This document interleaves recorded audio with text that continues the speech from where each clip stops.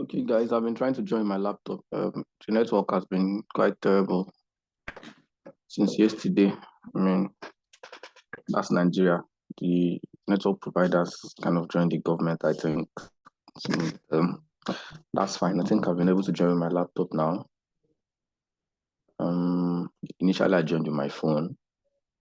So I need to confirm you can still hear me.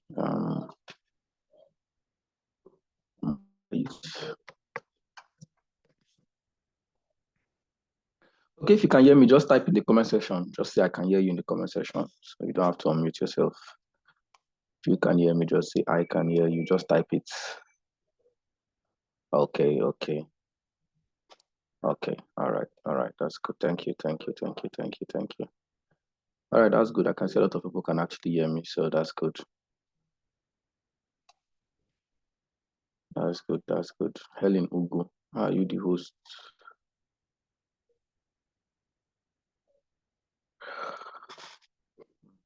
All right, thank you guys. Thank you. You can hear me.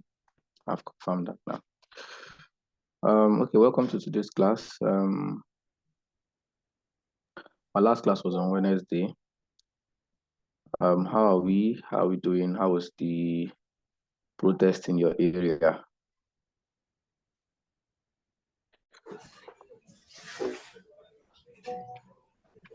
Yes, Alabi Victor, you want to say something? Well, how was the protest?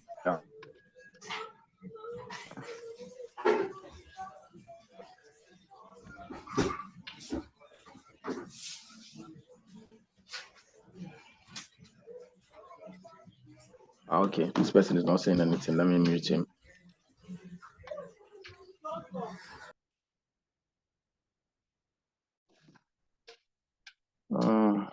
No trouble so far. It's quite peaceful in my own area. Quite peaceful in your area.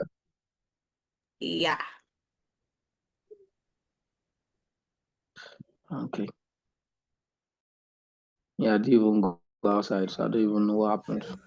Even the online that I want to keep up with, I couldn't hear anything. I couldn't see anything. Network was bad.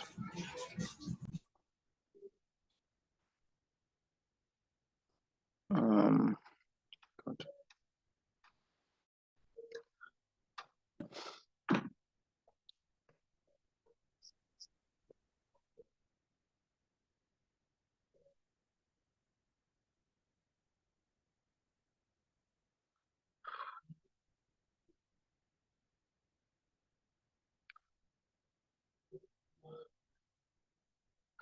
Okay. Our last class we did a couple of things. I think I saw some people also still submitted their by personal to me via email.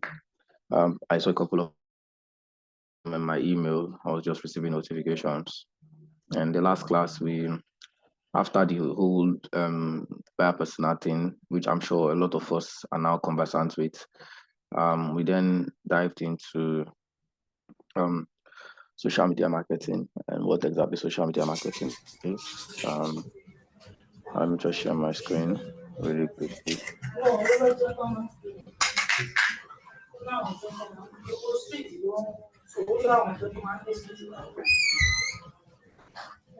Please, if you're not talking, mute your mic, please. Alabi Victor Kayode, this is the second time that you are unmuting without saying anything. Please mute your mic. Thank you.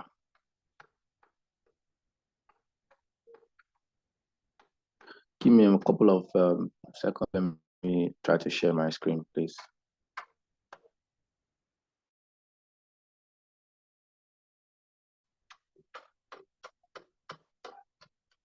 What's the dimension?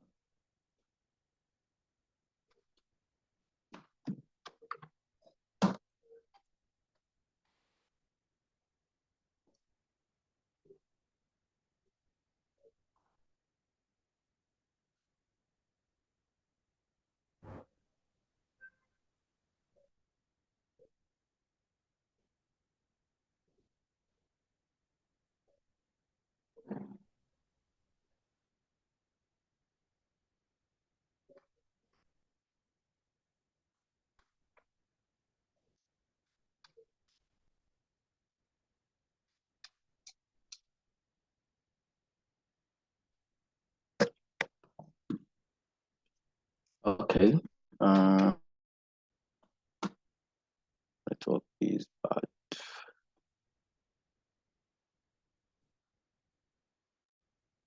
Sorry, IB, is there a way we can schedule this meeting? I can hardly hear anything. The network is very, very bad. It's logging me out and logging me in back.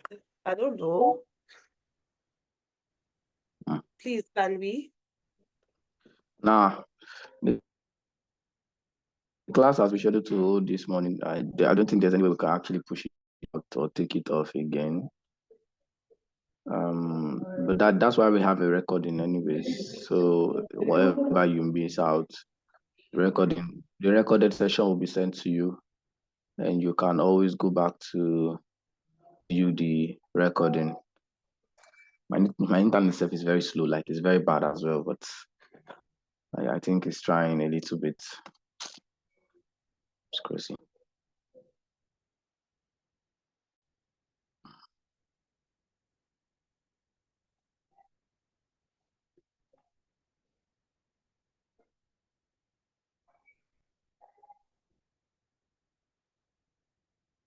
Okay, just the like everything is kind of very slow to open. Everything is misbehaving. Just a moment, please.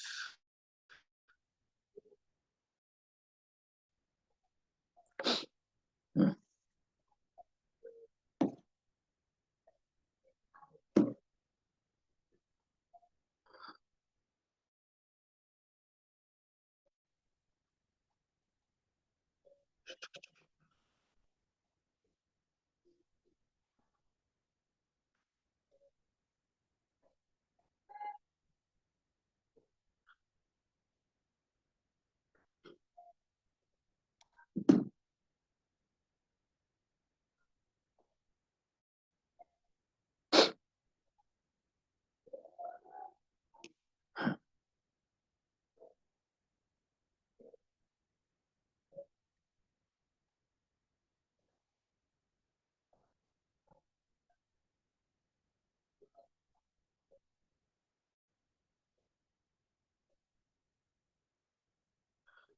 Okay. Why is it showing white? Wow.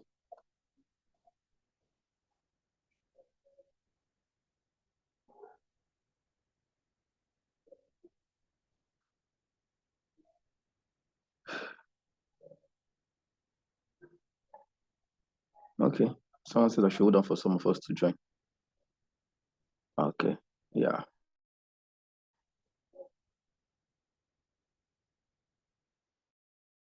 Okay. I think it has finally agreed to display. Yeah. So yes, I should explain. I mean, we talked about it doing the social marketing. And of course, a lot of us are already conversant with it, but just to get your to pick your brains on what we did and what out of it. Can anybody just briefly tell me just a few things that we spoke about social media marketing earlier on Wednesday precisely, and then we can move on to the next thing. I should also give some people ample time to join because some people are saying they want. So yeah, anybody at 47 should be more than this. Network is back low. So yeah, anybody wants to just give me a brief of the take from that last class. I know we also did buyer persona, and that's past. So we are now on social media marketing. I need someone to just give me a brief on what you took out of it on social media marketing and a few things we talked about. All right, I expect answers, please.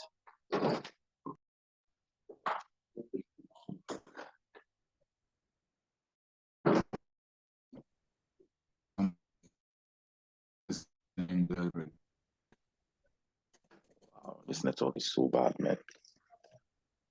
Chukwu, Daniel Lazarus, right? I think you're the one that's trying to speak. Yes, I can hear you now. Okay. Good morning. Sorry, the network is really bad. It's general. Yeah. I'm just praying to God that this does not kick me out though. Okay, so social media, what we talked about social media, we talked about digital marketing, we talked about social media network, marketing. And we understood that that was after we were done with buyer personnel and we were done with our questionnaires and buyer personnel. So we dived into social media marketing, looking at the various platforms through which we can be able to market products digitally. And we were exposed to certain media platforms, social media platforms like the Facebook, Instagram, WeChat, Twitter, X, LinkedIn, and TikTok, and the rest, and Pinterest, and the rest of that. So we were able to go through those things, and then we scratched about it and looked at how each was quite different from the other, even though they have similarities, even though they at some point copied similar features from each other. So we were also able to come to an understanding that all these things are actually social media marketing is based on emotions. Like they strive on playing around human emotion because just like the gist blogs that we also used as a case study, we see that our tutor was like, yeah, that's why they can't go down because they keep bringing things that should arouse people's emotions. So we looked at brands, but we didn't really go deep into branding. It's like personal. We only looked at personal branding, and one of the things I took out from there was that personal branding is one of the best way of marketing, because these people already have a fan base, and this fan base can as well help you get or get reach or get or reach out to enough audience. So those were the certain things that I think we discussed. We also discussed about, I think he said something, it's okay to be creative, it's okay to be innovative. But one of the things that Mr. IB advised was that we should look out for what works, follow the principles, and be able to put into action those things. All we can do is be creative with those ones that works. We can tweak some 1, 2, 3 things and then be able to work through it. Then we talked about design. It was like at some point we will learn some basic design skills as well for social media market. I think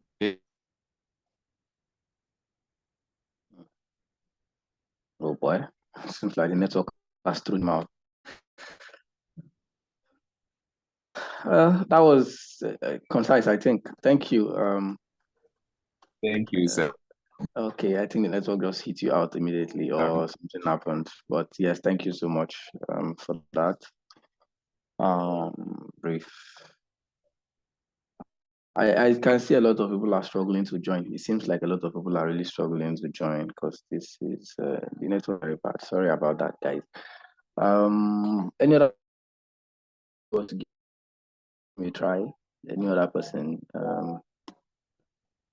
Anybody, please?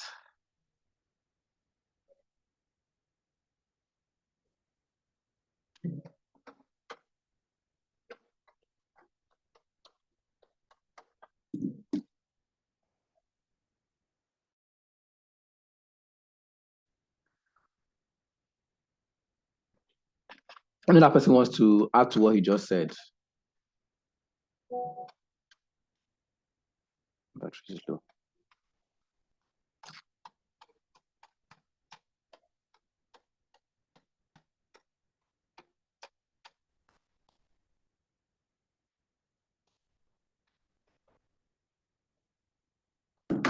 Okay, yes, someone's hand is up. Temitope, yeah, your hand is up. Okay, good morning. In our last Good class, morning. after the buyer personnel, we talk Hmm. about social media marketing. And from what you said, what we were taught last week, said social media marketing involve using social networks to build brand awareness and to increase conversion and drive traffic, basically. And we talked about social media marketing goals.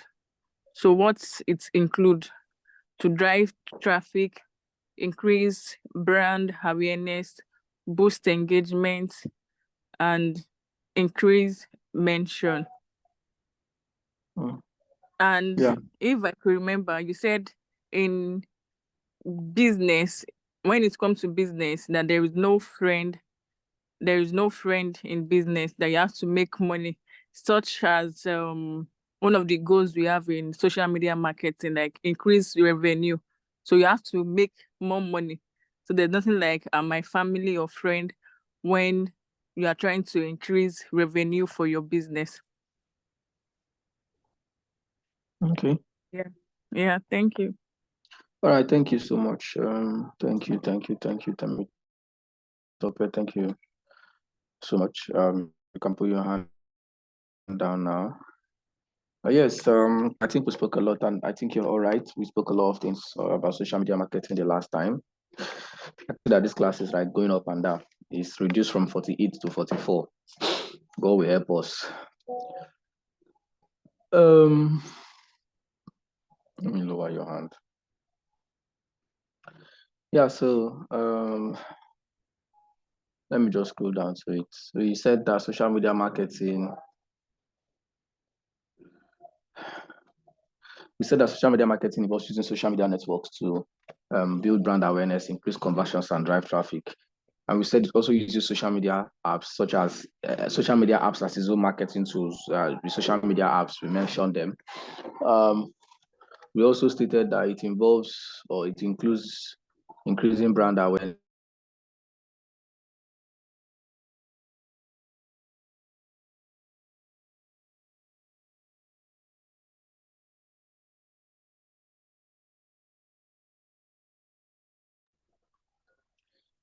We also sorry, it's also we said that it includes increasing brand awareness, driving traffic, increasing revenue, boosting engagement, building a community around your business, offering effective customer service, increasing mentions, which we explained all of this in detail. We explained it one by one in detail, what they are and what they actually mean. Yeah. So let's go. Yeah, we said social media networks, social media platforms, and we listed a couple of them from Facebook, Instagram, X, which is Twitter, which was formerly called Twitter, YouTube, TikTok, Pinterest, LinkedIn, Reddit, Snapchat, WhatsApp. We mentioned a few of them, and we also stated what some of them are used for. Said Facebook is more of an emotional platform where stories sell a lot. Facebook people are always out to look for stories, and if you're selling them a good story, you were able to really sell on Facebook. We said Instagram is really for high quality pictures and videos, high cute quality pictures and videos. That's what mostly trends there. And some people said for fake life. Yes, fake life also is there, right? And then yeah, so that's Facebook, that's Instagram, the Twitter. We said is a controversial platform where controversy strives a lot. Like everybody is in one way or the other trying to be very controversial. YouTube, because we said YouTube is a video platform. Of course, we know it's a video. They post videos and all of that stuff. TikTok is for short videos, short video content, short video reels. We talked about this. Pinterest is where people, you know, is for getting ideas, sort of, right? People create stuff, and then there, if you need ideas, you can go there and get it. And just all of them like that, right? Um, we explained most of them, in the last class.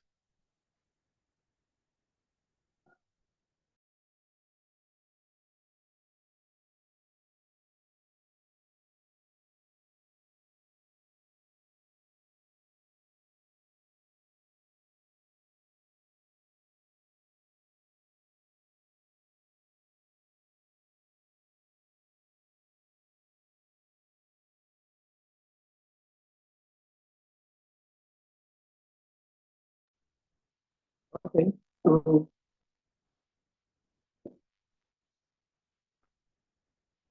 yeah, we're able to touch a couple of them. Sorry, we're able to touch a couple of them like that. Sorry, I'm not going to remember. The network is quite terrible. All right, so yeah, that was a few on social media platforms, and then we went further to say that you need to create a social media strategy, which is where we stopped, right? That's where we're going to continue from. Now we asked, what is social media strategy?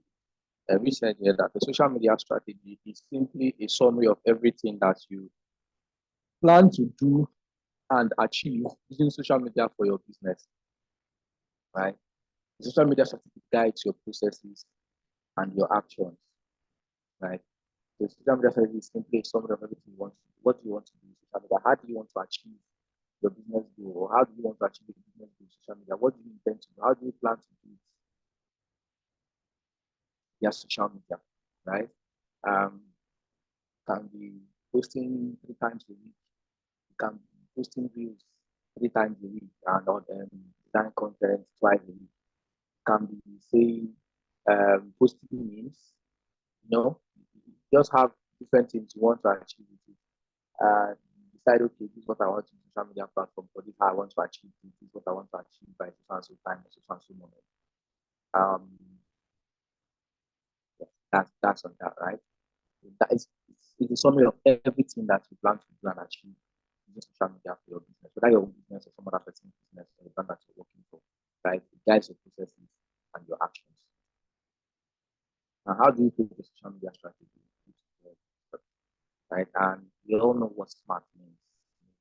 It's an acronym that is used in almost everything now. Everywhere you go, it's more like you need to set SMART goals, you need to set SMART goals, right? So anytime you hear about goal setting or anytime you hear about goal setting, you definitely hear the word SMART. If you don't hear the word SMART,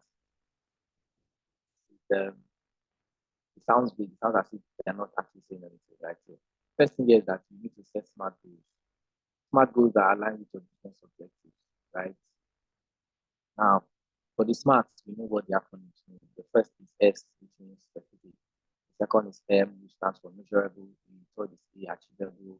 R is relevant, and T is time bound, right? Specific goal, meaning that your goal has to be specific. You need to have a specific goal. This is what I want to achieve. It's very specific. You know that, okay, this is this particular thing that I want to achieve using my social media platform or using my social media strategy. It can be, okay, I want to grow my page. I want to grow page followers. That's specific, right? You're specific that, okay, I want to grow followers on this page. The voice is breaking.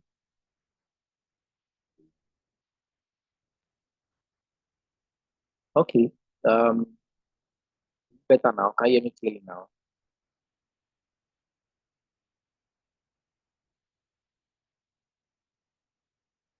Wow. It's still breaking.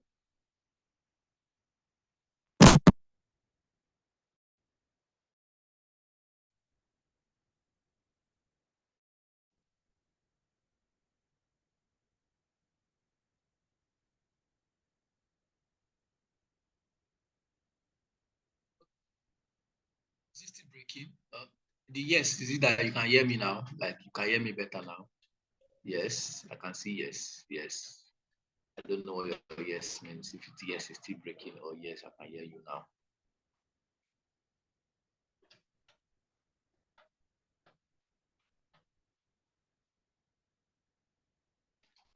Okay, better now. Okay. Okay. All right.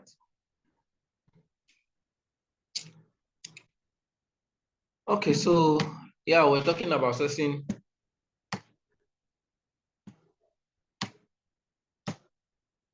smart goals. First, that we said it has to be specific. Specific in the sense that you know what you want to achieve. Okay, I want to grow my social media. I want to grow the social media page. That's a specific goal. You want to grow it. That's a specific goal. You already know that, okay, this is what I want to do. This is what I want to achieve. Specific, you want to grow. The second now is measurable. Can you measure it? I want to grow the page by 100 followers. But I want to grow the page by so and so percent. That's measurable. You have a measure, you have something you can measure. Right? This is just like one goal. Okay, I want to grow my social media by so percent of followers. So I want to grow by so number of followers. It's specific. You want to grow the page. You want to increase your followers. That's specificity. It's measurable. You now have a number attached. I want to grow it by this number. Right? Specific and measurable. That's S and M. The next one is achievable. Is it achievable? You don't want to set a goal that you cannot achieve, right? As much as it is good to aim high, but let it be something that you can achieve so that even if you fall, you don't fall so far away from the tree. Okay, specific, I want to grow it. It's measurable by 100 followers, by 20%, by 50%. Achievable, is it achievable? Are you saying I will grow my page from 0 to 5,000 followers in 1 month? Are you sure you can achieve that? Right? If it's something specific, you can say, okay, I want to agree by 0 to 1,000 followers in 1 month, or something 0 to 500. You know, it's more achievable than saying you want to grow by maybe 10,000 in 1 month. How is that going to be possible? Except you want to buy followers, right? And or buy a page that has followers, whichever. So it has to be specific. It has to be measurable. It also has to be achievable. It has to be something that can achieve.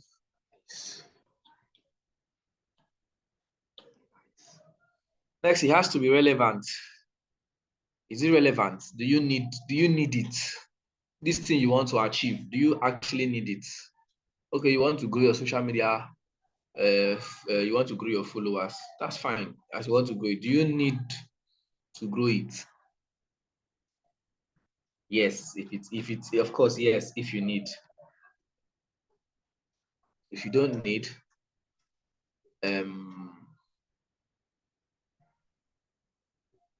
if you don't need it, then there's no need, right? So it has to be specific, it has to be measurable, it has to be achievable, it has to be relevant. I can achieve, is it relevant? Do I need it? Do I need it for the business? Does the business need it?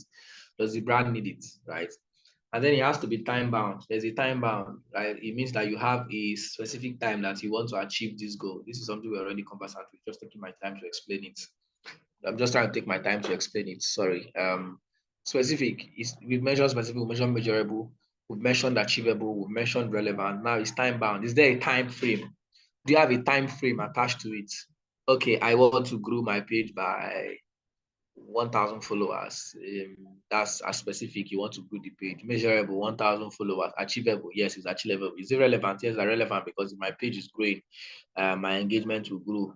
And once engagement grows, more people will get to see my content, get to see my business. Then time bound. Okay, you want to grow it within what time frame? Is it 1 month? Is it 2 months? Is it 3 months? Is it 1 week? Is it a few weeks time? Right? Yeah, you now have to set that time. Okay, this is the time I want to use to achieve this. It's specific. Yes, it's measurable. Okay, it's achievable. All right, it's relevant. Okay, and then it's time bound. There's a specific time I want to achieve this stuff. It helps you, keep you on track. It helps you know what you are doing. It helps you see, okay, am I going to achieve this? Is this still going to be achievable? Right? It's okay. Not, of course, not all the time. It's mostly not all the time that you'll be able to achieve a specific or a certain goal. But whenever you are able to, whenever you look at it, you know that, okay, I'm trying to work towards this goal. And then you know that, okay, if you fall short, you try it. So that is one. You have to create a smart goal that aligns with your business objective. That's just one. Some people can say, okay, they want to use their Twitter. Let's say that you want to be specific to Twitter. Yeah, specific. You want to use your Twitter account to reduce, let's say maybe you want to use it to reduce emails from customers, complaint emails by, let's say, 50% between now August to December. 2024. You see how that goal is put. It is smart. It is really smart because it's specific. Number one, you are specific that you want to use Twitter. You know what you want to use Twitter for, right? You are using it to reduce customer complaints via email. Is it measurable? Yes, it's measurable because you've said you want to reduce customer complaint via email by 50%. Is it achievable? Yes, it's actually achievable. If customers begin to send emails via your send messages via your Twitter account, you can be able to achieve that. Is it relevant? Yes, it's relevant because you don't want people to always be buzzing via emails. You want a quick, convenient place for like Twitter where you can be able to reply to their complaints and messages and they get reply instantly because it's more email, it's more convenient, it's more like a chat than trying to send emails back and forth. Then is it time bound? Yes, you have a time bound between now to the end of the year. So you see that is like an example of a smart goal that aligns with a business objectives, right? And what it should be. That's number one. Number two, learn and understand all about your audience. Yes, this is very important. I think we've already discussed this in earnest in all our first classes, in our first sessions, the first 2 or 3 classes we've had.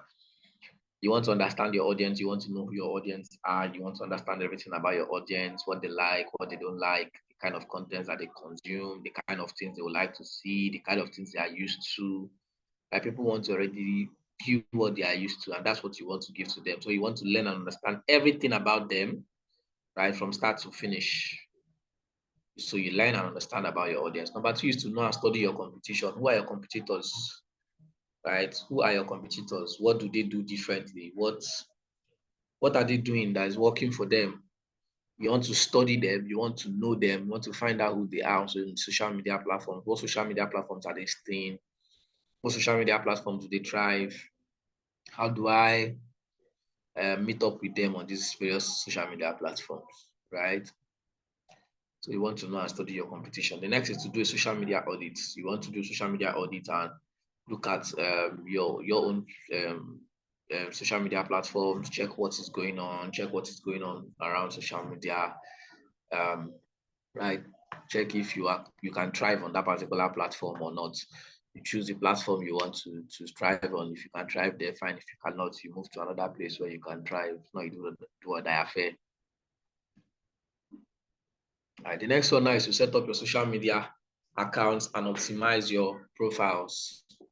Set up your social media account and optimize your profiles. Setting up a social media account and optimizing profiles simply means that you want your account to be consistent across board.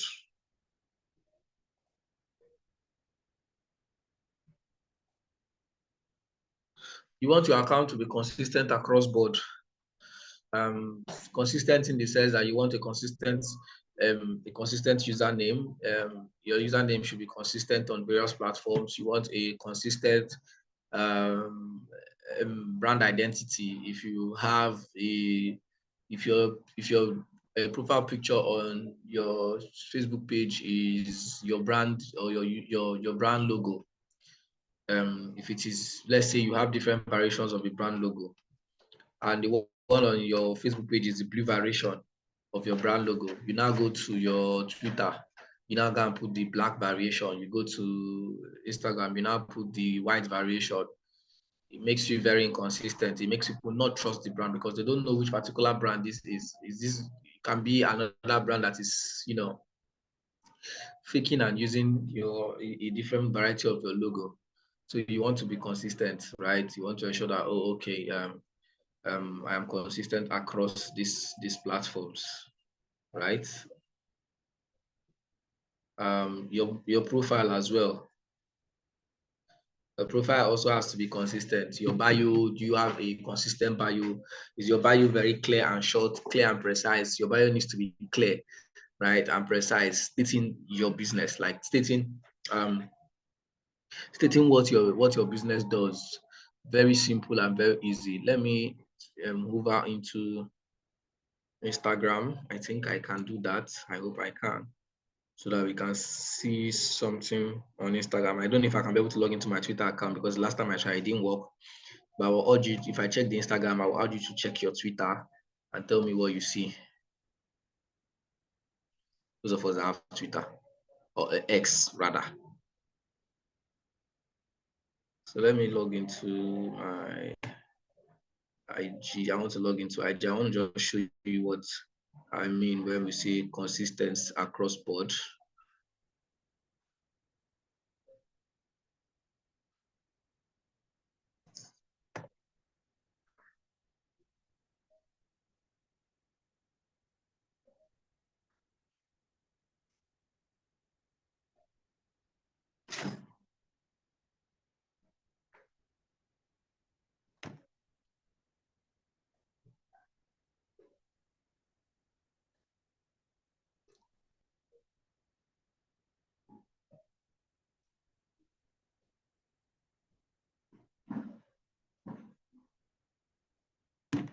Yeah, so let me share the screen.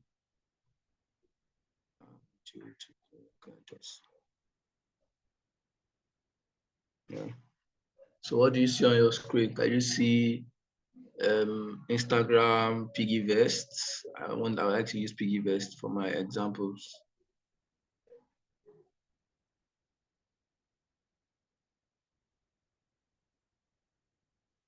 Yes, good.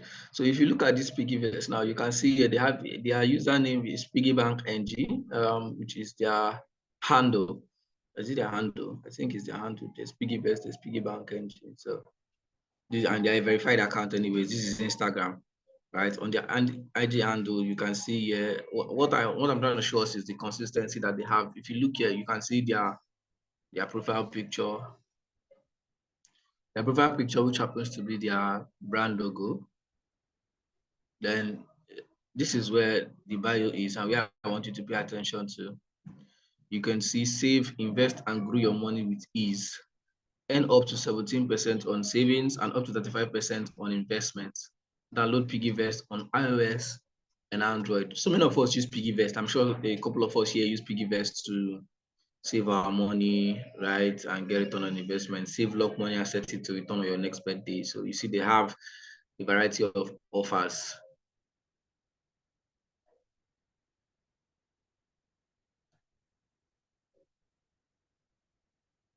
Okay.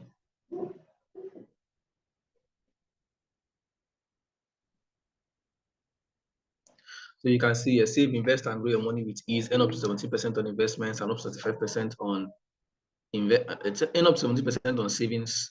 So this is what they have on their IG, right? They look at the profile picture, that is their brand logo, and look at their bio, this bio that they have here. That a bio is supposed to be short, clear, and precise. I know that some social networks give you longer characters, while some give you shorter character limits, right? Shorter character limits, why do not want to give you a bit longer character limit? But you want to stay within the confines of what you have to be consistent across board. So look at what they have here: save, invest, and grow your money with ease. Earn up to 70% on savings and up to 5% on investments. Download Piggyvest on iOS and Android. I like you to go and check their Twitter account. I am not sure I can be able to log into my Twitter now. So I like you to check. Somebody should just hover to Twitter, search for Piggyvest, and tell me what you see. With what we have here, I'll leave this on the. I'll probably leave this on the screen for now. I want you to go there and check and tell me what you see.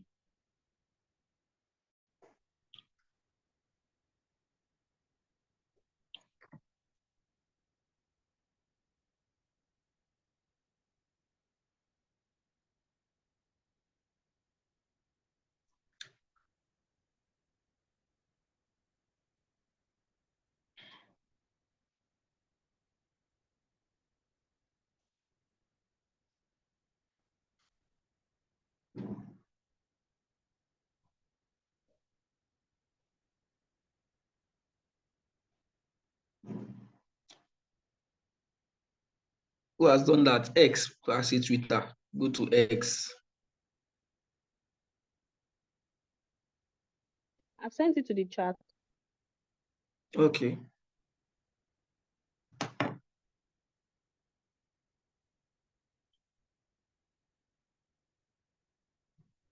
It's loading up. Yeah, okay. Or you like to use light mode. Me, I like dark mode on my Twitter, on my X account.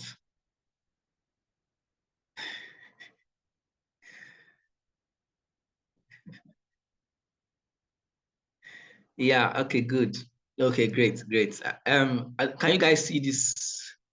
Is it displayed on the screen? The piggy vest, the one that someone screenshotted from Twitter.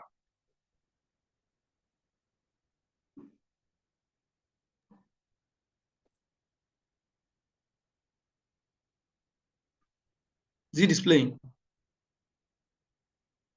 It's loading. Still loading. Okay, yes, you can actually view from your chart. Yes, check the chart and download it. It's easier there. So if you look at it, you see here that they have like very similarity, a lot of similarities. It's not even similar, it's almost the same thing, right? I'm going to view them side by side from my own screen. If you look on Piggy, it's the same thing, Piggy Vest, right? Piggy Bank NG is the handle. Yes, Piggy Bank NG is the handle, which is at Piggy Bank NG. You see how they are consistent. The same handle is the same Twitter handle they have is the same they have on Instagram at Piggy Bank NG, at Piggy Bank NG. And then they now have the bio. And the bio here is just a slight difference between what they have on Twitter. On Twitter, it's almost the same thing, like save, invest, and grow your money with ease. And on Instagram, they have save, invest, and grow your money with ease. On Twitter, they now have earn 8 to 17% on savings and up to 35% on investments. While on IG, they have earn up to 17% on savings and up to 35% on investments. And this might be because there is a character limit for this IG, which possibly made them take out the 8 to 17 and just made it, okay, no, not really, but because up to 17% on savings and investments, right? And up to 35% on investments. That's like the same thing. And then they just went on to say download Piggyvest on iOS and Android. Same thing they have on IG, same thing they have on Twitter. But Twitter, they just went further to add, this is our only page. And I'm sure you know why. Twitter people can be very, very crazy, right? Twitter can be crazy. So they need to let you know that this is their only page, right? Because Twitter now, since anybody can have a verification button or a verification badge, even though theirs is the orange verification badge, that's the yellow or orange or gold verification badge rather, which is for companies or organizations. And this one is more expensive. Getting this verification badge costs about $1,000. Yeah, I think the last time I checked was about $1,000. I don't know if it has gotten less now. But some people might not pay attention to the color of the verification badge just because they have the same verification badge.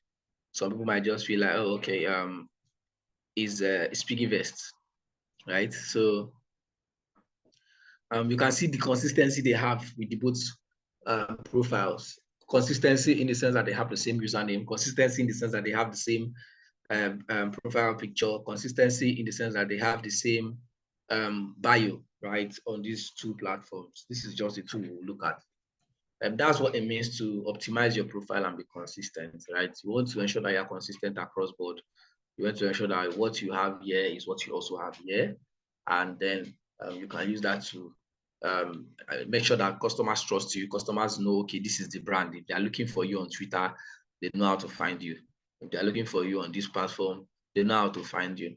Now, I know some people ask the question of what if the brand name I want to take, someone has taken it. Maybe you go and search for it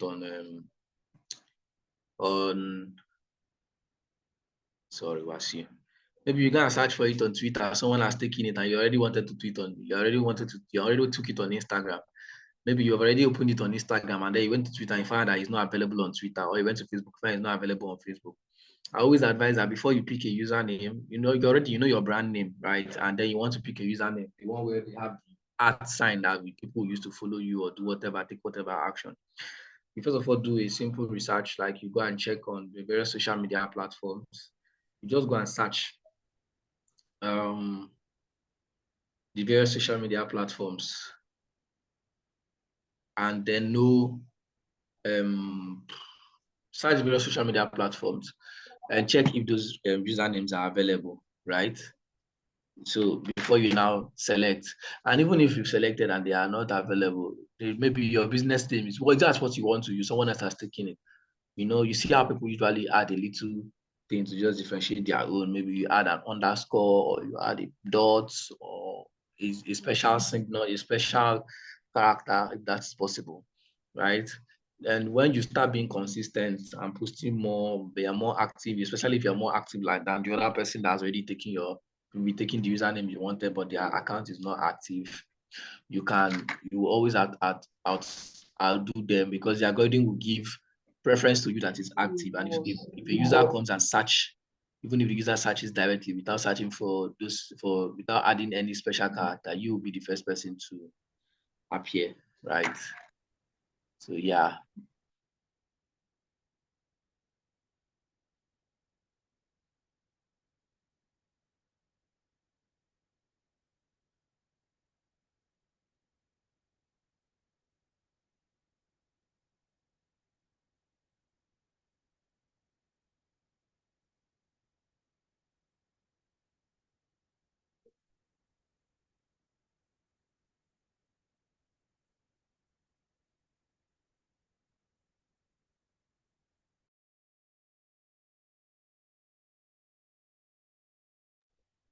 Okay, yeah, so sorry.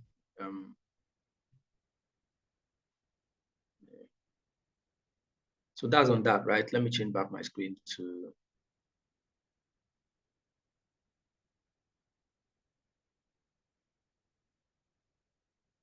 the slide.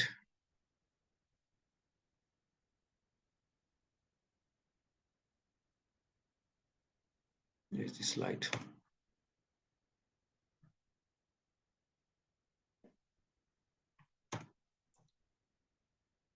Hope we are clear on that, right? That's clear. Everything I've just stated.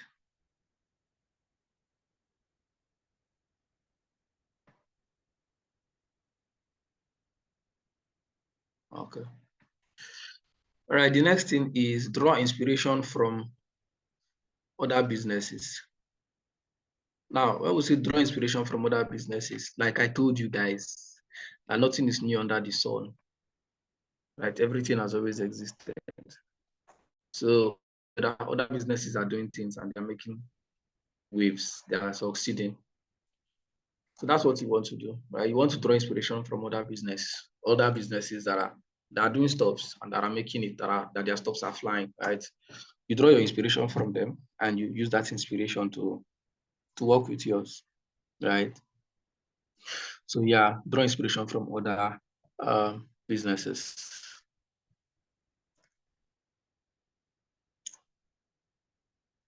That is quite easy to understand. The next is to create a social media content calendar.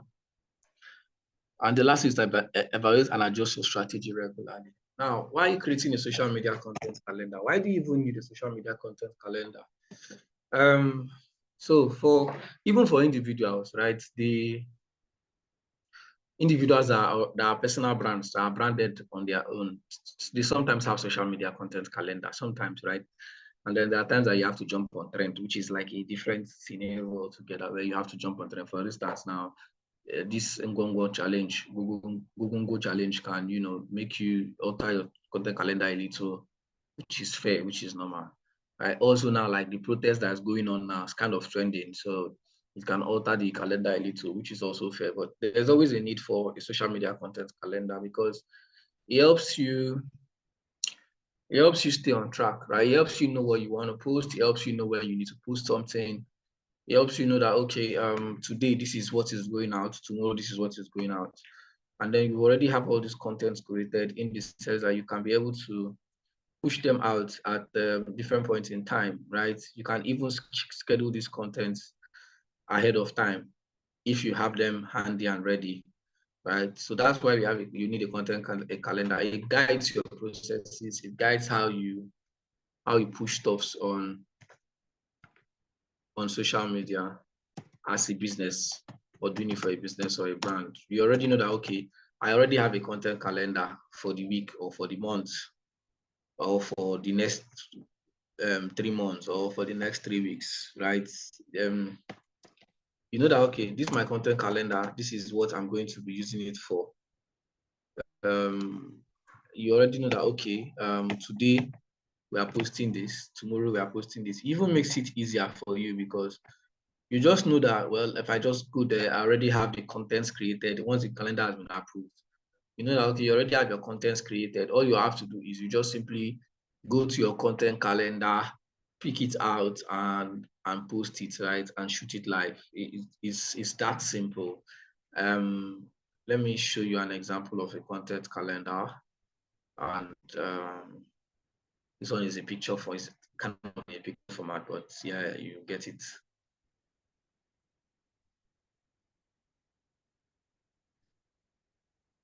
Sorry. So if we look at this, I hope you can see this. This is a real estate, for this content calendar, social media content ideas for real estate. It's more like they are trying to give you an idea of what you can post, right? But then they did it in a content calendar format. And this is like a 31-day content calendar, meaning that you have to post every day with this one. And remember, last time I said, you must not always post every day. You can't see my screen. I thought I just shared the screen.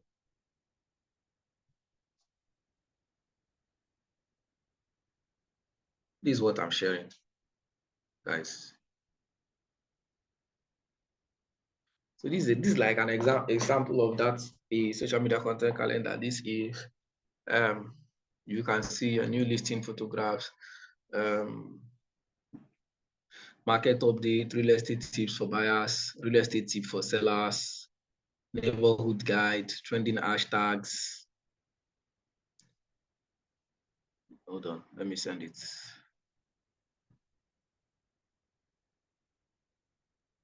So yes, right. That's just an example of, or a sample of a content calendar and what it looks like. Just a second. I'm sending something to you guys.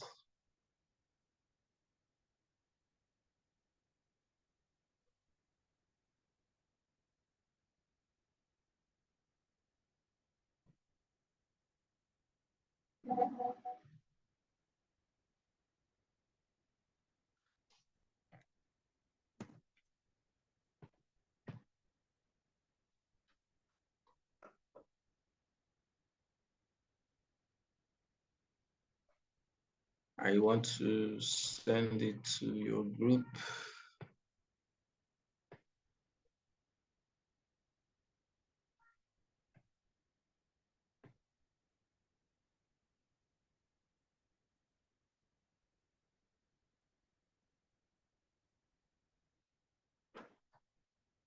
Yeah.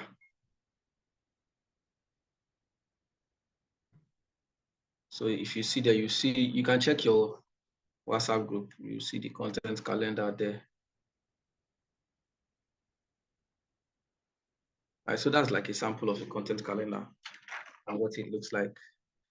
You can see that they already have a created set of content that they know that, okay, this is what we want to, this is what we want to post. This is how you're going to post it. So they already know that, okay, this is when we should post.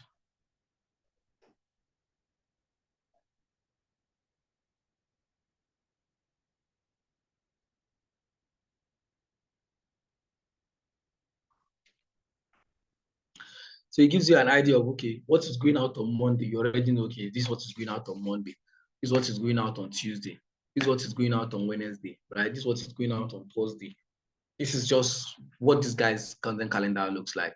Let me show you another sample of one I work with. Let me go to my drive and show you another sample.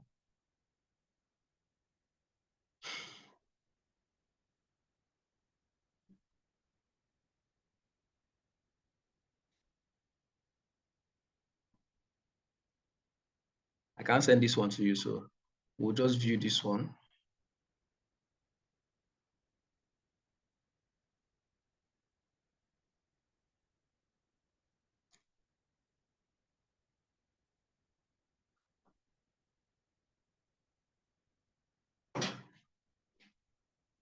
Yeah, now look at this one. I hope you can see my screen. What can you see?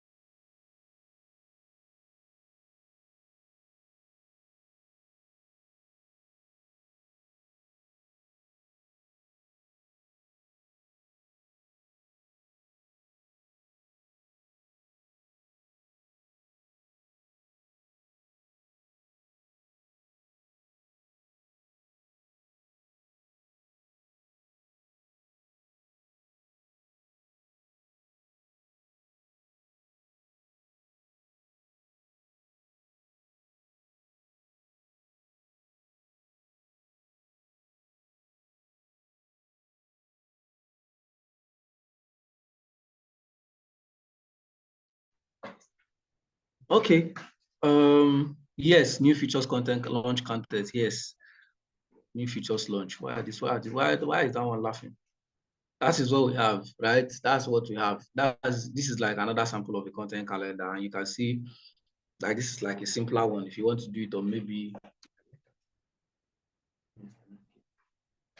it's like if you want to do just add. Do you hear me? This is like if you want, like this is if you want to use a Google Doc, which you can use, right?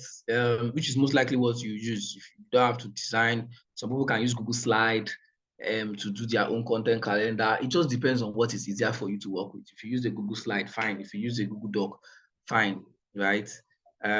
So you can see here now that like this is a content calendar for, this is the month of June, right? You can see June. If I scroll, you see all the contents that I've written for June, right? I think I wrote these contents myself. You can see here that, oh, you said launch. I didn't even notice. Okay, so you can see this is June.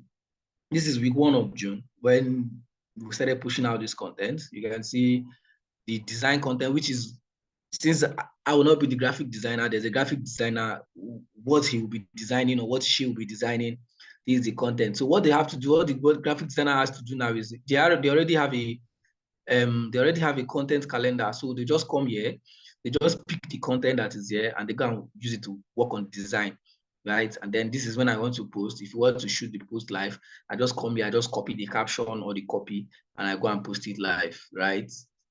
It makes the work very easy. You already know you have it here. There's this other one too for the graphic designer. This one for the graphic designer and the video person. So you just have this content ready at hand. Then this one is a carousel. A carousel is a slide where a design where you have multiple slides. That one you see on Instagram where you have to slide, or where you see on Facebook where you have to slide and read stuff or go through different design content that sends messages. That's a carousel. So this is like a carousel. You can see slide 1, slide 2, slide 3, slide 4. That's for week 1. This is for week 2. There's Monday, there's design content, there's caption copy. Monday, Tuesday, Wednesday, Thursday, Friday. So this is like another way of doing the content calendar, which is one of the ones I use. So you see how it makes the work easier. This is Monday. This is the carousel copy. You have slide 1, slide 2, slide 3. This is like an educational content. Why you need to store your crypto wallets, cryptocurrencies in a wallet you can trust, right? This is another one. July content. That is July. Right? I just started writing for August and August to October, August to December rather, right? So you just have these contents where you can actually use them. If you want to use a Google document like this one, that's fine. If you want to put it in a tabular form like this, that's fine. If you don't want to put it in a tabular form too, you want to just write it down in a way that you can understand. So for us, it is something that you can actually understand or use, right? Then better. But it's always better that you you put it in a tabular form. It makes your job easier. It makes it easy for anybody that also wants to read it. So you need to create a social media content calendar. And then you need to evaluate and adjust your strategy regularly, right? Evaluate and adjust your strategy regularly.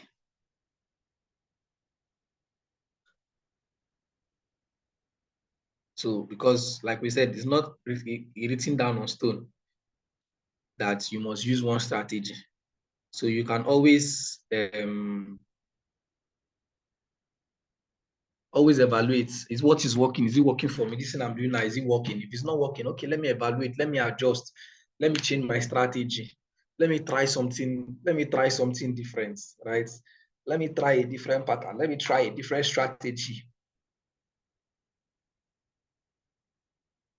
So you evaluate your strategies, you adjust, you check for what is working, check for what is not working, you try to adjust, you try to see how to adjust your strategy and become better at how you push out your stuffs on social media.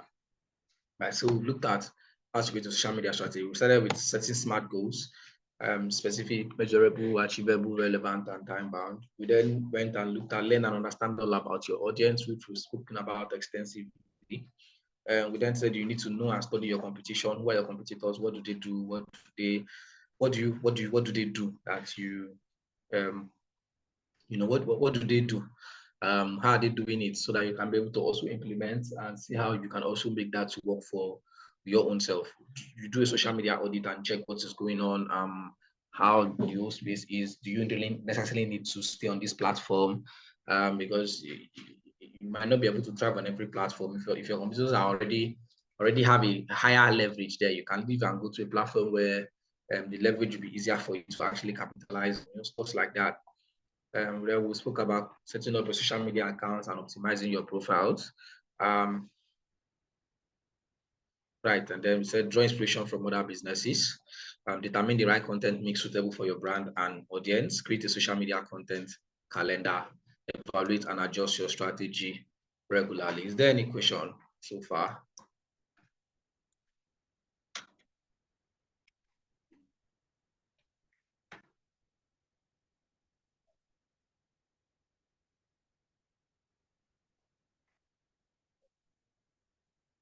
Is there any question?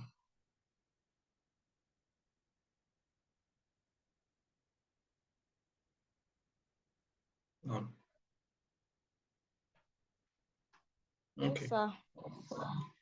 Okay. Sir, All please, right, I do not understand. Sir, please, I don't understand your explanation for carousel. For carousel. Okay, Yes, hold please. on.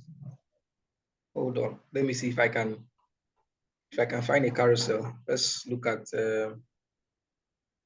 this piggy vest. I'm coming. I'll show you what a carousel is right now.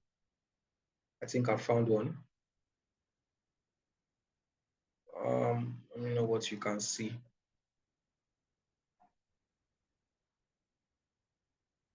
So what can you see now? Piggy vest, right? Yes. Okay, great. So this is a car. Let me show you. This is a carousel.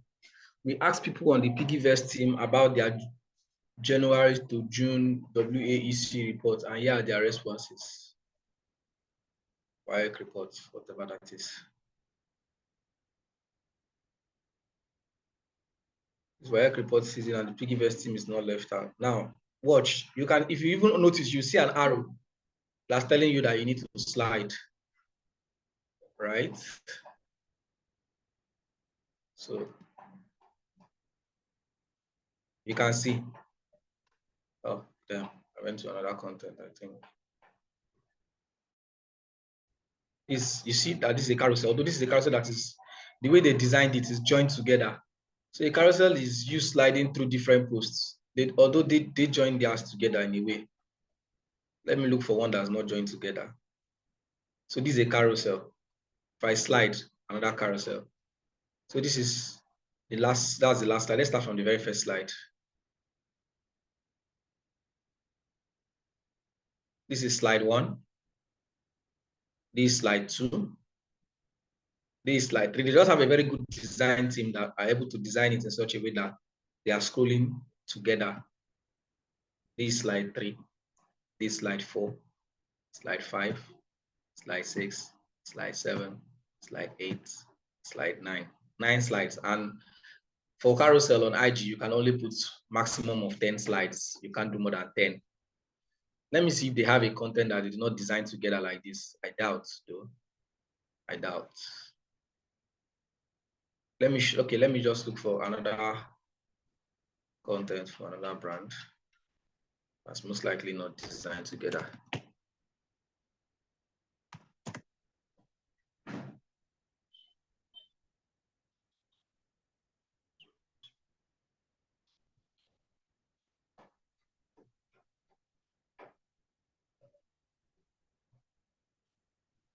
For example, this now. This is a carousel, right? You see, this is slide 1. Slide 1, show next. Slide 2, slide 3, slide 4, slide 5, slide 6. So that's what a carousel is, a combination of different slides.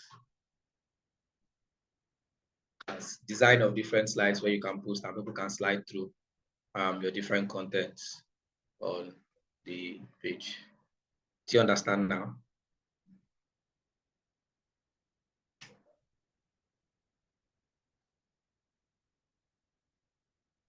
Yes, sir. Thank you.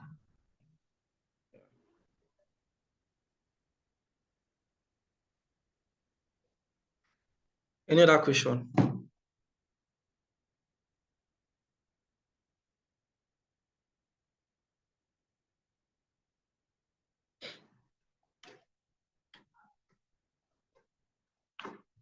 Okay, so let's quickly try. If I dive into the next thing, now this is for these people. Let's quickly look at a new calendar.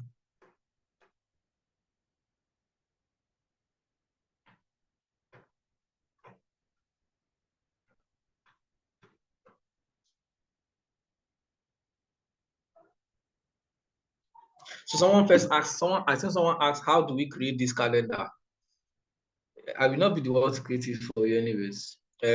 I'll just show you. Let's say I want to do this style like this, the pattern I have now, and you want to do it from scratch. I hope you can see my screen. Let me change it just in case you cannot see my screen.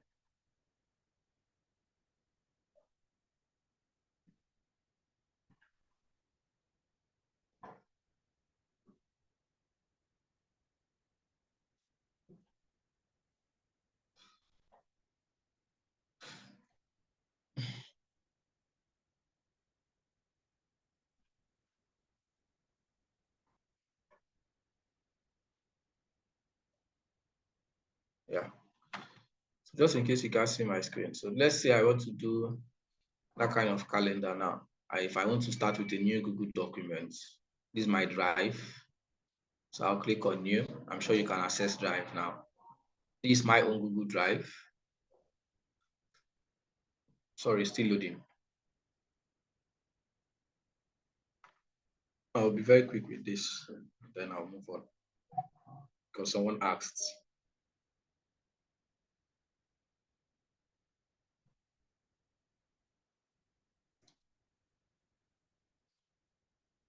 There have been like 42 consistent people on this call. You people are lucky. Your network is not bad. So let's say I want to do in a Google Doc. I want to use a Google Doc on now, right? And I want to do a new content calendar.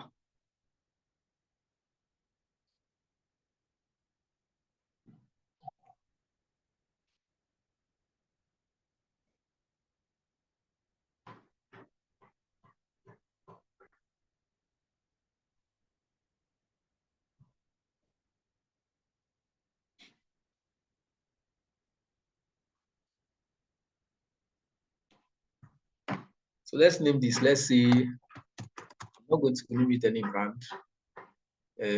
Of course, you have to choose a brand. So we call this content calendar.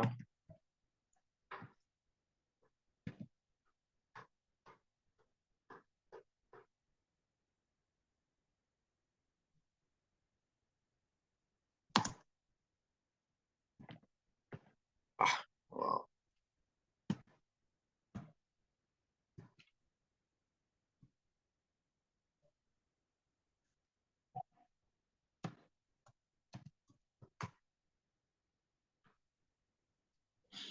Let's say content calendar.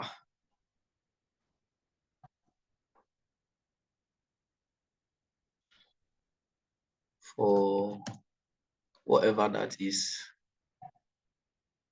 Let's see food brand. Now, the content calendar we are going to do, why do you saw that one looking like that is because we already have, we already know what we are doing. We already know the kind of content we push. Right, but let's just assume now that this one is like a new brand. You want to just create a content calendar. Let me centralize this.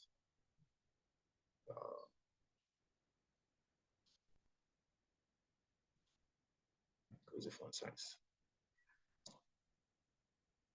And I want to impute a table. for those of us that want to insert a table, that want to use table format, right? You come here to where you have insert, right? And you click on it. You're going to see image, table, drawing, charts. So we'll just go to table, which is what we want. And then they are asking you the number of cells you want. So this is rows and columns, right? So you can choose 1, 2, yeah.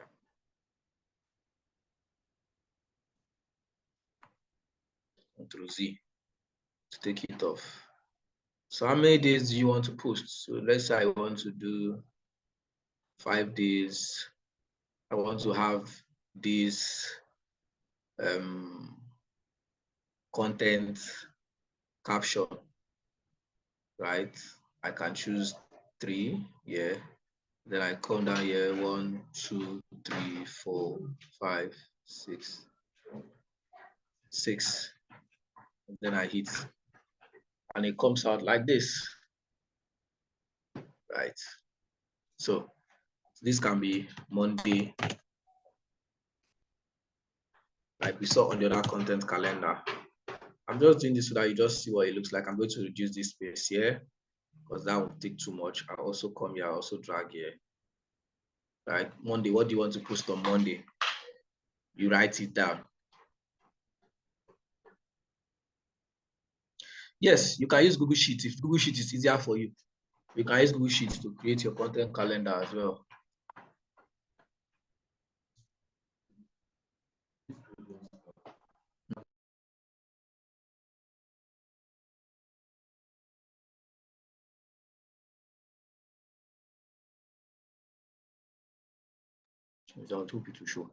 So yes, you can use Google Sheets if that is also going to be easier for you, right? You can use Google Sheets.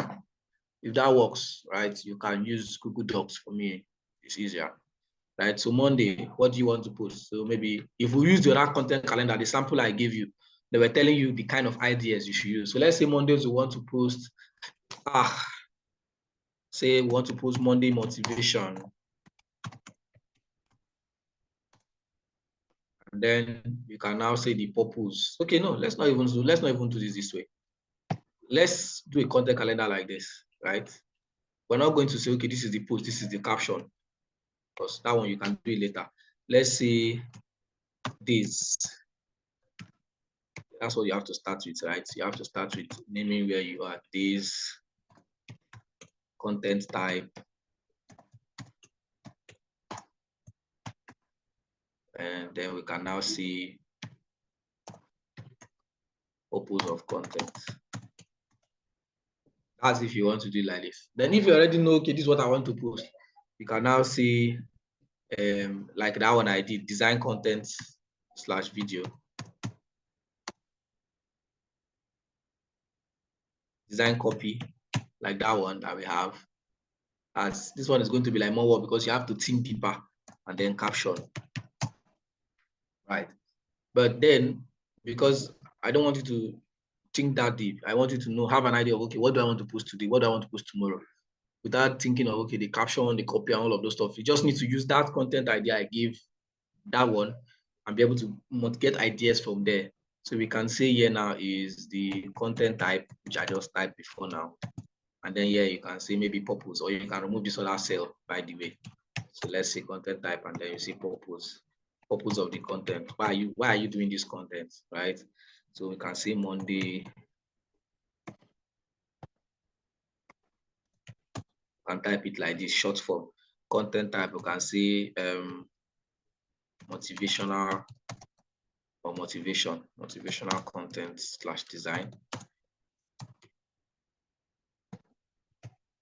And then you know that, okay, what that means, what you are going to do, you are going to write a motivational content or a post, and then you have your caption. Purpose to, let's say, spur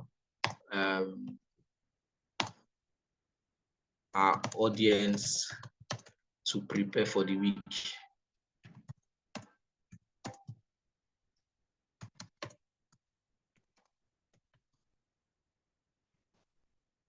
Why are all these things typing in bold?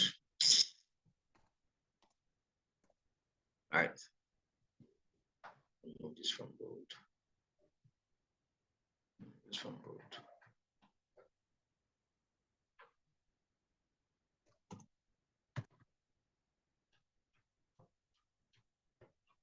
Right? So you can say Monday, you want to post the motivational content.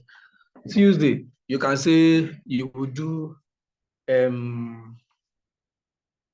educational content. Yes, the 3 types of content you should post, right? Educational content, content that educates, like those carousels you saw that are educating our users. Not all the time carousel is for education, but 1 is educational content. 2 is entertaining content, right? 3 is promotional content. So you can say educational content are content that positions you as an authority in the niche. I didn't mention this. Let me mention it now. For instance, if as a, let's say I sell gold, right? As a brand, I sell gold. I will post content that will help people know the kind of gold they want, because not everybody knows gold, right? Not everybody knows original gold from fake gold, like myself. But everybody likes gold. Like most people like gold. It makes you feel like you have class. And now, as a brand, I want to post. I'm doing gold. I sell gold. I would like to post more educational content. Educational content that will help people, know how to buy gold, original gold, and all of that stuff. That's now educational content, right? The second kind of content is promotional content. Promotional content in the sense that you are promoting your brand. Oh, that day you want to hype your brand. Oh, this is why you should choose us. You are promoting your brand. You're not educating them now. Yes, as much as you are educating, but you're still promoting, right? This is why you should choose us. This is why we are the best. This is what we offer. These are our services. This and that, right? You promote your brand. The third one is entertaining content. You want to entertain your business, your audience, because so that they don't get bored, right? That's where you now capitalize on memes, right? You capitalize on memes. You capitalize on memes, whether video memes or you still align it to your brand in one way. Like you see some brands, they'll say, like maybe a brand that deals on savings, for instance, they will now use that combination of Popo meme where he has enjoyed life. After some months, suffer came. They just combine both his enjoyment and his suffering, and they will say, you after receiving salary without saving. That's a meme. It's entertaining, but they have somehow also told you that you need to save, right? They've educated you, but entertained you in the process. And you most likely look at that brand. If you have a brand that posts memes like that, good memes, you will like them. For instance, me, a brand I like their content. And anytime I want to work for a brand that wants me to, a brand that wants you to, do your thing. They just want you to do your thing, but you have the result. I like to model what's this guys Durex, even though they are, we know Durex, right? Most of us we know. Who knows Durex here? If you don't know Durex, no problem. If you know Durex, say yes, I know Durex. If you go and check Durex content, right, you know Durex, okay, that's good. If you check Durex content, you will know that this guy is like you don't know who's Durex, okay, no problem, just rest. If you don't know Durex, leave it. So if you check Durex content, right, you see that their contents are very unique, right? Their contents are so unique. If you go and check some of the recent content they have, the one that they even have on this current euro, you will know that you will know that Durex has a very unique way at which they push their own content. Very, very unique, right? I will show you their ad. There are some of their contents that I like, but maybe that will be where we'll come back from break, right? So that you can say the next one is educational content. Today you want to educate your audience on your brand. Educational content, maybe a carousel or maybe a video, depends. So let's just say a carousel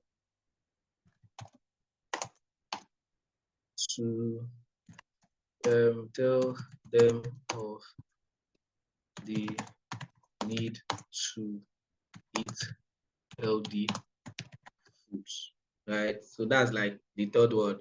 The Wednesday, you can decide to say, okay, today I want to show them something different. I want to maybe promote a particular food, right? Let's say you want to hype or highlight a particular food highlights. So I would like you guys to model. I'm just doing this off the top of my head, off the top of my head rather. I want you guys to use that particular content calendar I shared on the group to be able to model it and do this stuff, right? You model that one and prepare your own. You might not need to add, I might ask you not to add purpose, I might not, right? They specialize in balloon making. Subai Sodiq. Oh, wow. Durex makes balloons. Okay, thank you. I've learned something new. I never knew. Right, food highlights. You want to highlight a particular food. Thursday, you can decide to do throwback. Thursday. Right?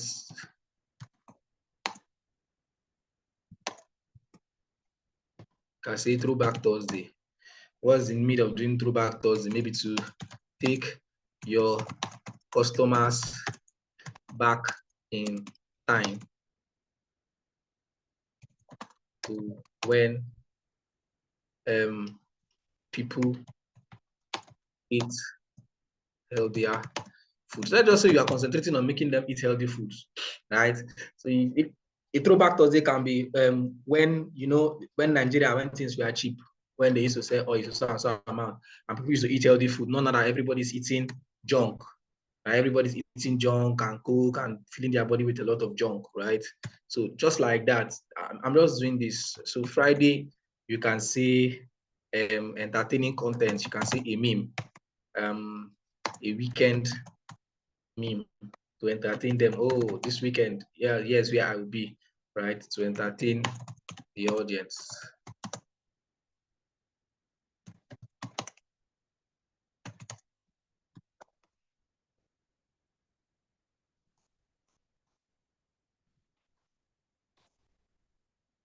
Right. So let's just say this is the instance. But I'm just doing this off the top of my head, like I said. But definitely you won't be modeling this one. You'll be modeling the calendar that I shared, right? Probably that one will probably have just 2 cells. You just say, okay, I want to do a calendar where I have, the days where I want to post. Let's say you do a 30-day content calendar. Now you can see this one is like five days in the week, not every day. I'm not going to post Saturday. I didn't add Saturday and Sunday. If you want to add Saturday and Sunday, fine. You have the capacity for that. If you cannot, fine. Some people do 3 days a week. Some people do 4 days a week. It just depends on what you can do, right? It depends on what you can do. So yes, this is it, right? This is just an example. This was because of that person that asked, how do you create a content calendar? I've just showed you how, right? I can add here week 1. Week 1. Content calendar for food brand. Let's say the month. Let's see, what's this month? August.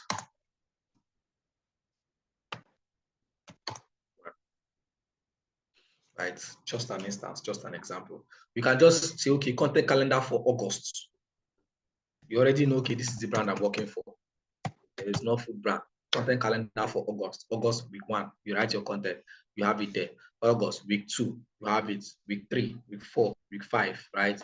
You have your content set and ready for you to use. Is there any other question?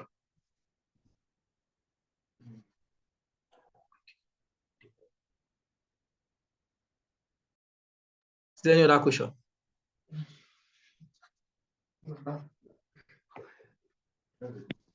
Boss, greetings. Would have asked questions, a lot of it, but let me not throw since we have a record. Sincere, I am only stable now because of the network issue.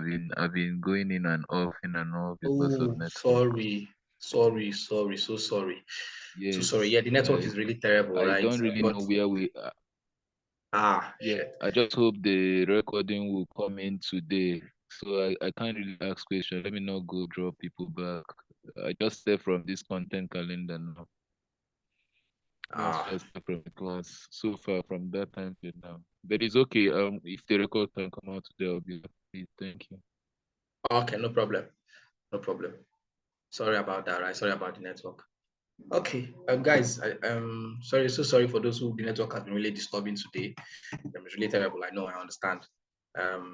Let's just go on a break. Let's go on a break. This from now from 11 to um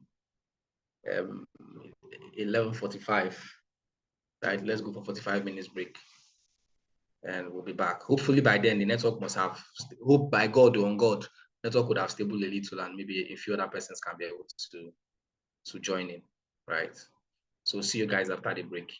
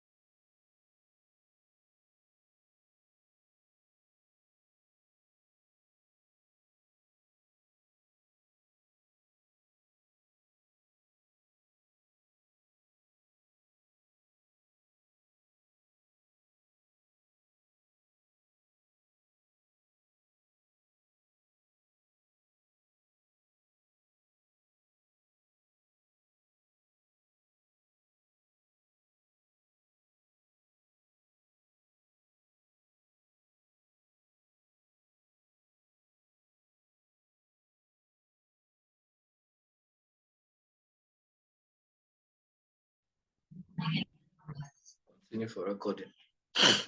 Okay, welcome back from the break.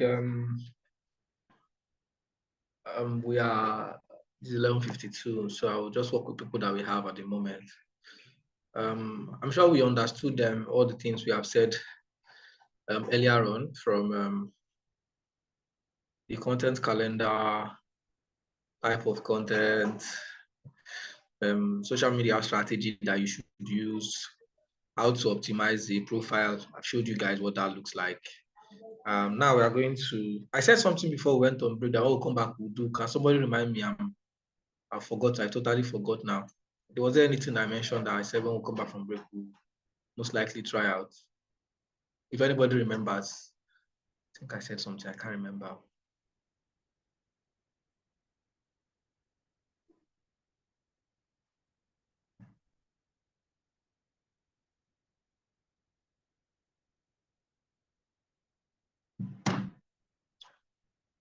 Okay.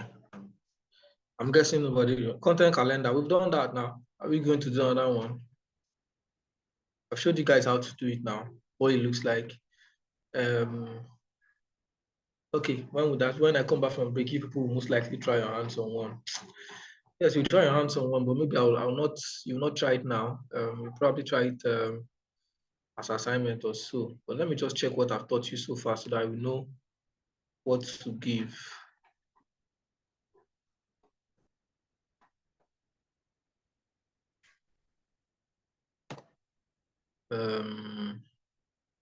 We don't learn and understand about your audience, social media accounts, and optimize your profile. Draw inspiration from other businesses. Determine the right content mix suitable for your brand and audience. Okay, so let's no problem. I think I've understood where we are now. Let's just jump into Facebook, one of the social media platforms which we all know popular, Facebook. So I'll open my Facebook account. Hopefully it does open.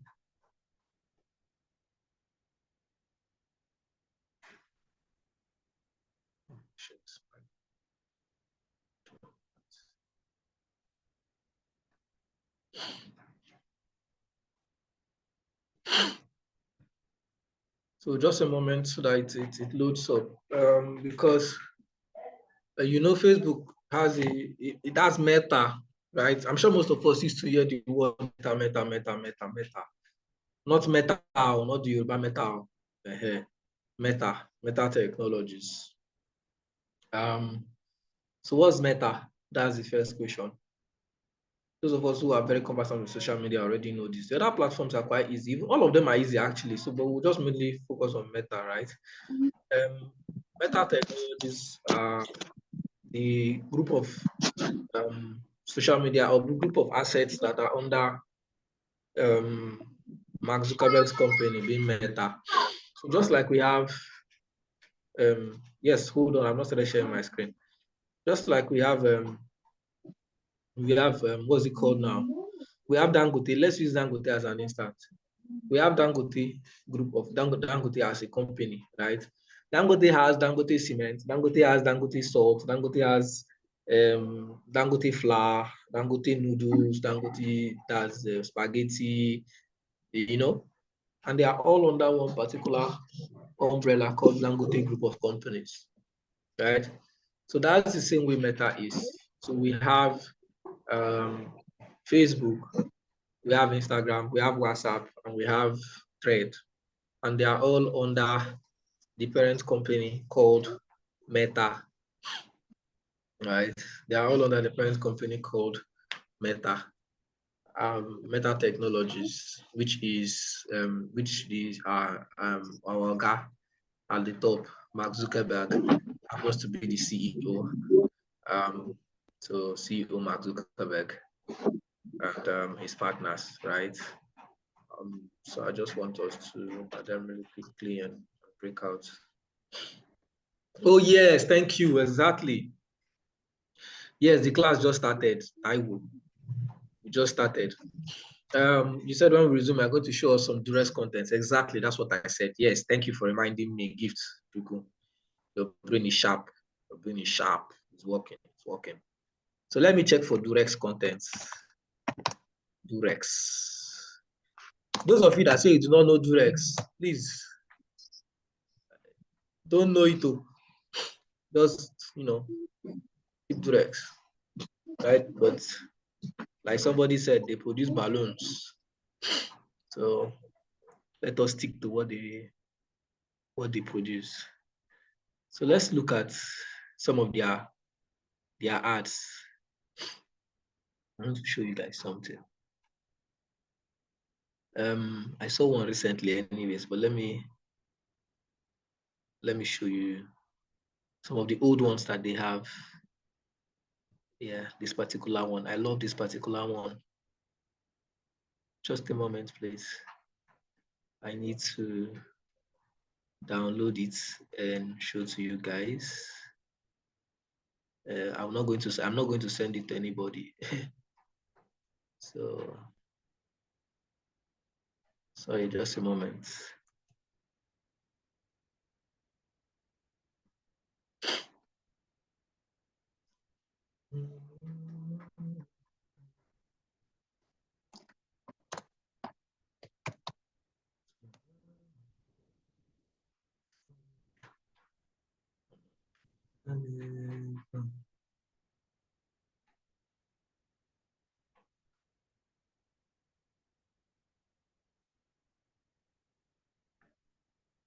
Exactly. So this is just one out of many. Why Durex? Because it's Durex. Who is Edna? Edna, why Durex? See wahala. See problem. I are seeing people that I want to teach something. Forget the name of the platform of the organization. Take the important detail that comes out from them that I want to show you now. Now, this is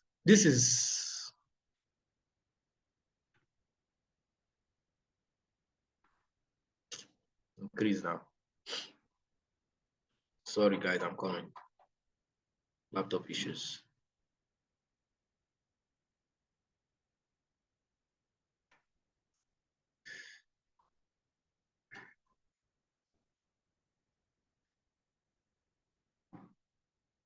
So let me increase this a little.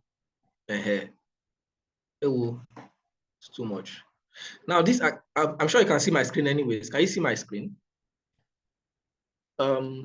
This is, what can you see, please? Confirm what you can see to me. Yes, okay, thank you, Victor. Now, I want to pick your brains on this, right, before we move to the next thing. They said to the parents of Euro 2004 Greek football team players, thank you. They listed their names and they said, thank you for not buying our products. Not bold enough. I don't want you to, it doesn't have to be bold enough, right? Leave the names you are saying. Let me read what is there. It says to the parents of, okay, let me increase the size. Oh yeah, wait now. It feels like if I increase the size, my son might go out of screen, right? That's why I'm not increasing the size to be that big. He says here to the parents of Euro 2004 Greek football team players, and then he named the names of the players: Antonis, Yukas, Takis, Michael, all their names. And then I'm sure you can see, thank you. At least that one is bold enough. Thank you for not buying our product. Okay. You can see it now, right?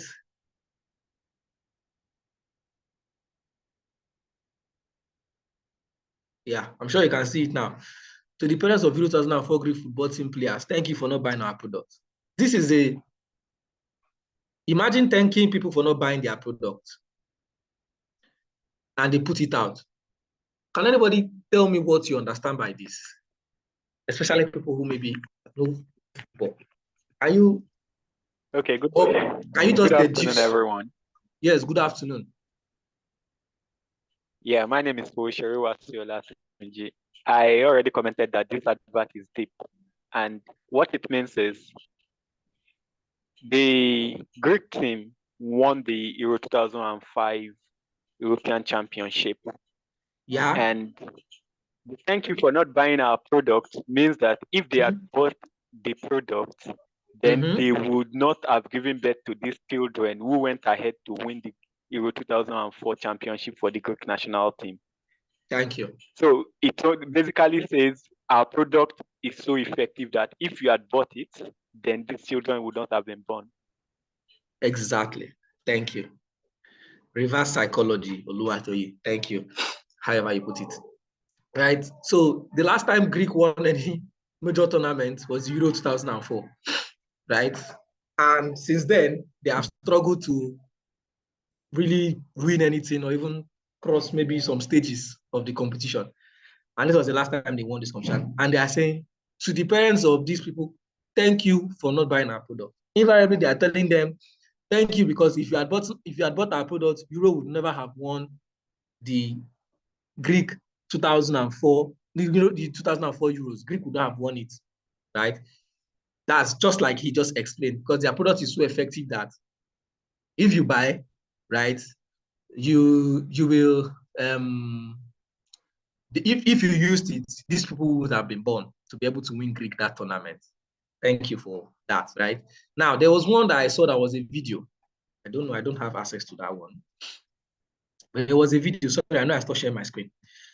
The video was a man was playing table tennis, right? He was doing some, was it table tennis he was doing, Abi? I think it was table tennis.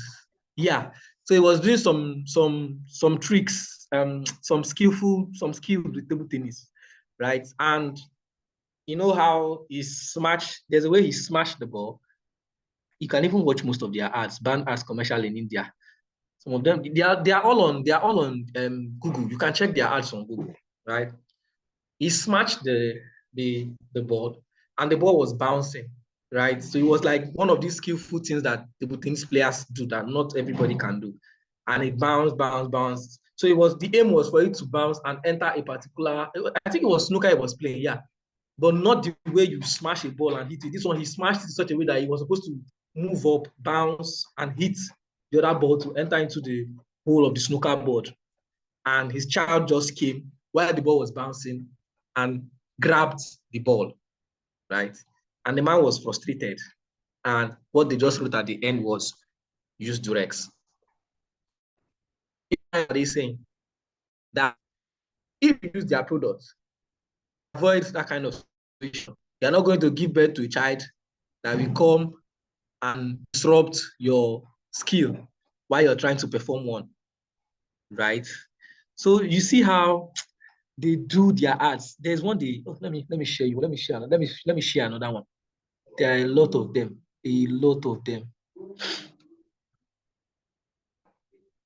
I'm just trying to look for one that is really relative.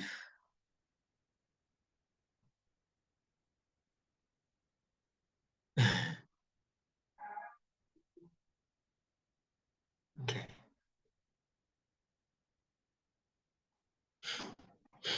So they have a lot of ads, and they are so unique, right? So unique that you just love it, right? You just love it. How they do it, I don't know, but they do it in a very, very unique way. Now let's look at this one. Just a moment. I'm going to save this one.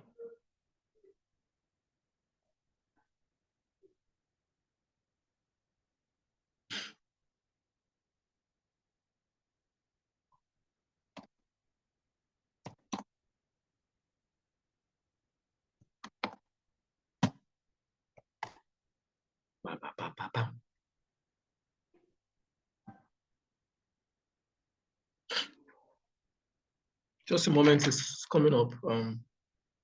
Yeah, this one is a bit smaller. Let's say smaller. I'll zoom it in. Same goes to detergent companies. Yeah, detergent companies try as well. Oh. Yeah, some of them, right? Some of them, maybe not all. Another people I also like the way they do is Netflix Niger. If you follow Netflix Niger on Twitter or Netflix Niger anywhere, right? The one that is basically Nigerian, that is handled by Nigerian for Nigerians. This one is blood. The write-up is blood. But I just want you to look at the picture, right? I'm sure you can see my screen. So you see what they are telling you here. Their product, of course, their brand color is blue, right? And they are saying that this multiplied by this, right, without using their product, without using directs, will give you this. Notice that this is a man, this is a woman, and this is a woman, and look at her stomach is big, right? Without words, just images, and they've sold their message. And then this, with this, which is their product, if you use their product, you end up being good, right? No pregnancy, no nothing. Just another means to show you how they do their stuff. So they're not ready to use too much words. They just have a way of sending the message. Another people that I think also do a lot of good ads, although that's Airtel. Airtel is mostly videos, right? And they try to make it very comic and very entertaining somehow, right? So it's just about how they pass their message. You can go now and press Google Directs ads, creatives, right? And you're going to see a lot of them. You see how creative their ads go. Even this current euro, I think they've not updated it, but I saw it on the social media platform. The social media, I can't remember where I saw that. Euros, I saw it, right? They use their products. They have different colors of their product, and they use, you know how Euro logo is. Let's look for Euro logo online. Everything is there. Those of us that know Euros, we probably understand this already. Those of us who do not know the Euros, who don't watch football, let me show you what the Euro logo looks like.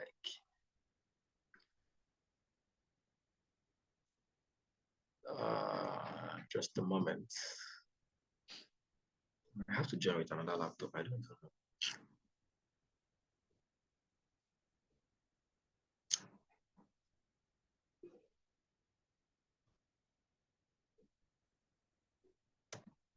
So, okay, not Euros, sorry. Olympic, not Euros. The Olympic logo, what it looks like. Not Euros. Currently, it's Olympic that's on.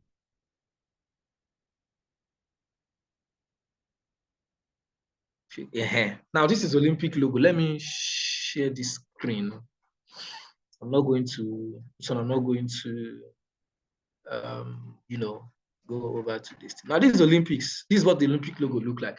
It's a ring all together, right? And the direct ad I saw recently that did this with the current Olympic, they just use their products. They are different colors. And you know, Durex, now you know what the product is. So they just use the different colors of some of their products that they have, and they use it to create the Euro ring like this. And I think their write-up was, our own competition is fair. Something within that range, right? And they had their products in rings like this. So creatively using something that already exists to create something, and whoever their creatives are, or their team of creatives are, they're really doing a great job, right? So just to show you an example of some of these contents and what they look like, right? Adebayo Damilola is laughing. Okay, that's our people that know what the dress products are. Me, I don't know. Okay, so that's just an example of what their products look like, right? And what they're trying to show you. So what I'm trying to establish here is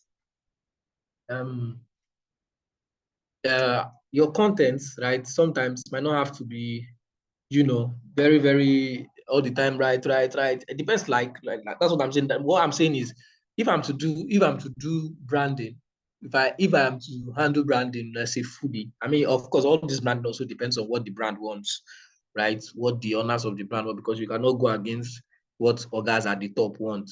So if they say they want it like this, you just do like that for them. If they say they want like this, you just do like that for them, right? You can only pitch your own idea. If they don't like it, right? But if I want to borrow a trend, I like to borrow that from Direct and maybe Netflix, Nigeria. Some of these brands that have a subtle way of selling their music. Other people I also like at Trust Wallet. If I follow Trust Wallet on Twitter, and I like how they do their stuff on Twitter, right? Subtly, sometimes they use memes, pass the message, funny and passing their message one way or the other.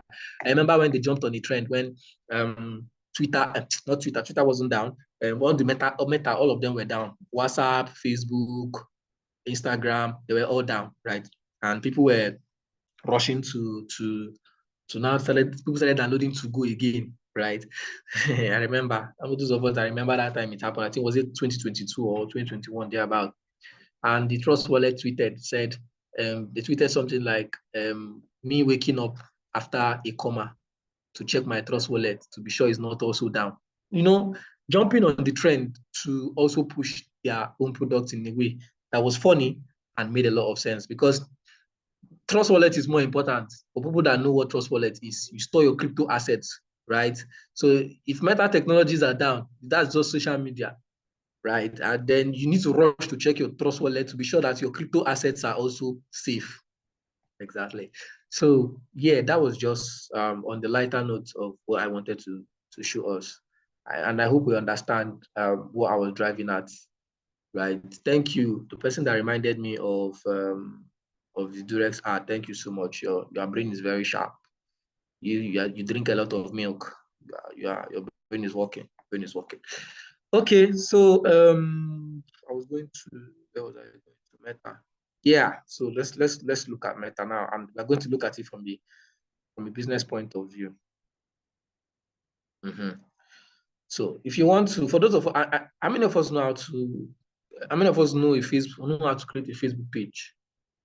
I know not everybody will know how to do it, but if you know how to create a Facebook page, let me see you. If you cannot, to let me also know. Yeah, Ugochi can. I know a few people will not be able to, so we'll just look at it, right? For those of us who can create a Facebook page, probably this will be much easier for you because you already know how to do it. Okoro Kelechi Solomon, yeah. Your hand is up. You want to say something or you can do it? Okay, yeah. Someone says they cannot. Yeah, exactly. Yeah. All right, that's fine. Thank you. Definitely not everybody will be able to do it. So we are still going to look at it right now very quickly. Let's go to Facebook. So I'm going to open Facebook.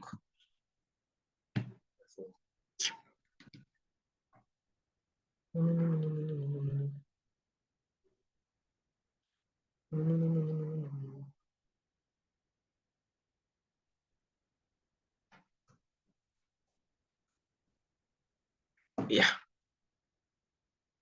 Okay, now this is Facebook. Oh, Dennison and Markeing.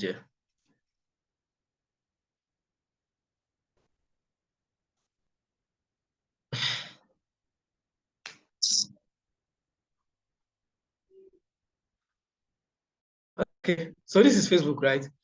And you need to have a Facebook account if you want to be able to create a page, right?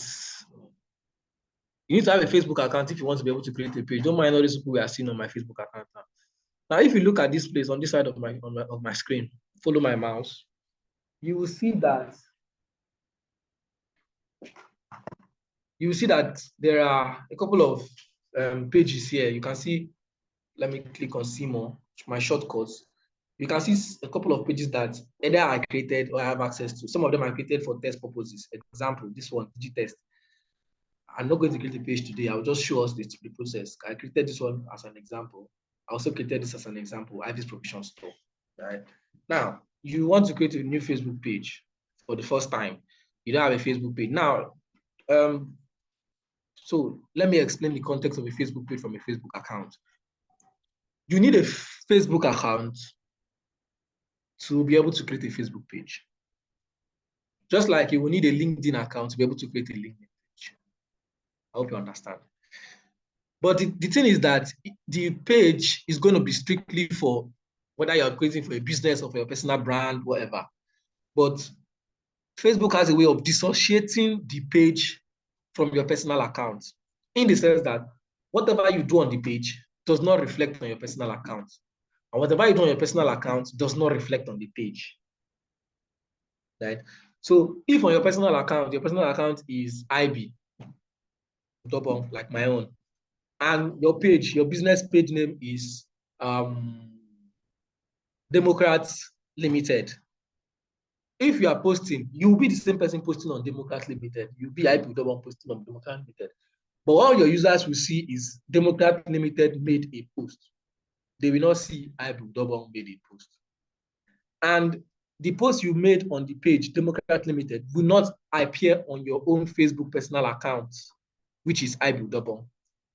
Vice versa, right? So it dissociates itself in such a way that it separates the entity, the owner, from the business. The owner can post whatever he wants to post on his personal account. You can post whatever you want to post on your personal account, right, as the owner. But on the page, you also post anything you want to post on the page as a business, and it's going to separate it, right? So just so you understand that particular aspect. So these are all pages that have been created, shortcuts. So you most likely want to create a page for the first time. You need to have a Facebook account, very important. Then I can go here. You can see pages. And those are all the pages I have, right? Now, if I want to create a page for the first time, I'll just come to this menu. If I click on it,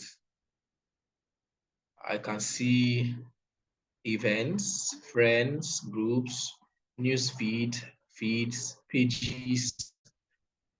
You have a couple of them here to create. This is like the easier way now, the easiest way, shortcut. You already can already see create a post, create a story, create a reel, create a live event, create a page, create ad, create group, create events, right? So you either come to here or you just come here. So let's just create from here. If I click on page.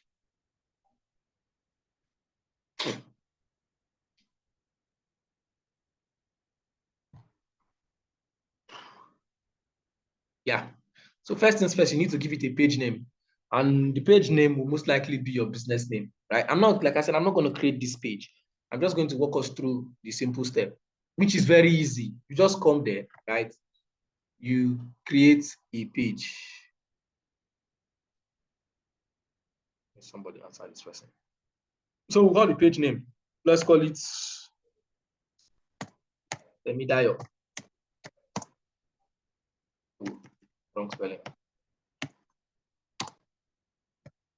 Temidayo Resort. For instance, Temidayo Resort as a Facebook page. You see the name is already available and it has ticked green. Now you need to select the category of the business, right? What's the category of your business? The good thing is that they already have categories outlined. So once you type, it's going to give you a list of categories. So if it's a hotel, you can type, you see here, that's giving me hotel and lodging, hotel and resort, hotel services company, hotel bar. Who is on mute? You want to say something? Subai Sadiq, you are on mute. You want to say something? All right. Hotel, resort, hotel bar, extended stay, hotel, hostel. That's hotel. That's what I typed. If it's health, if you type health, you see here, health/beauty. You can choose more than one category, right? So if you see health now, health/beauty, health and wellness, health spa, blah, blah, blah, blah, blah, blah, blah, right? Health food restaurant. If I choose health food restaurant, I can choose hotel and resort. Again, hotel resort. I can choose another one. Let's say therapist and choose more. So you just choose the business category that your business falls into. Like I said, you can choose more than one. And then the next thing is bio. It's optional. Yes, at first, right? It's optional at first. At first, creation, right? It's optional. It's going to be optional. But it is important that you have a bio. Remember what I said. You need to have a clear bio that states what you do as a business, what your business does, what your brand does, right? What are you into? Just like we saw for that of Piggy Vest, right? They are telling you simply what they do or how they can help you. So that's what your bio is. So you write your bio. You can write it now or you can write it later. I don't know what the character limit for this is, right? So you can write your bio. Your bio can be anything. Can be we offer or get affordable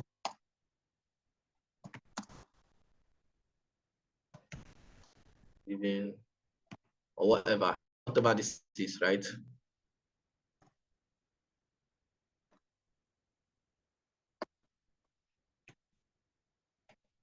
I don't know what I'm writing. Affordable and healthy experiences.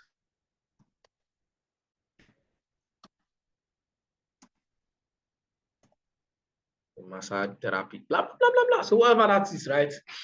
But it has to be short, simple, and precise. Some notice entering my head at the moment. You need to take your time and do it. If you don't want to do it now, notice entering your head just like me. Just simply click on create page that you can see at the bottom of the screen.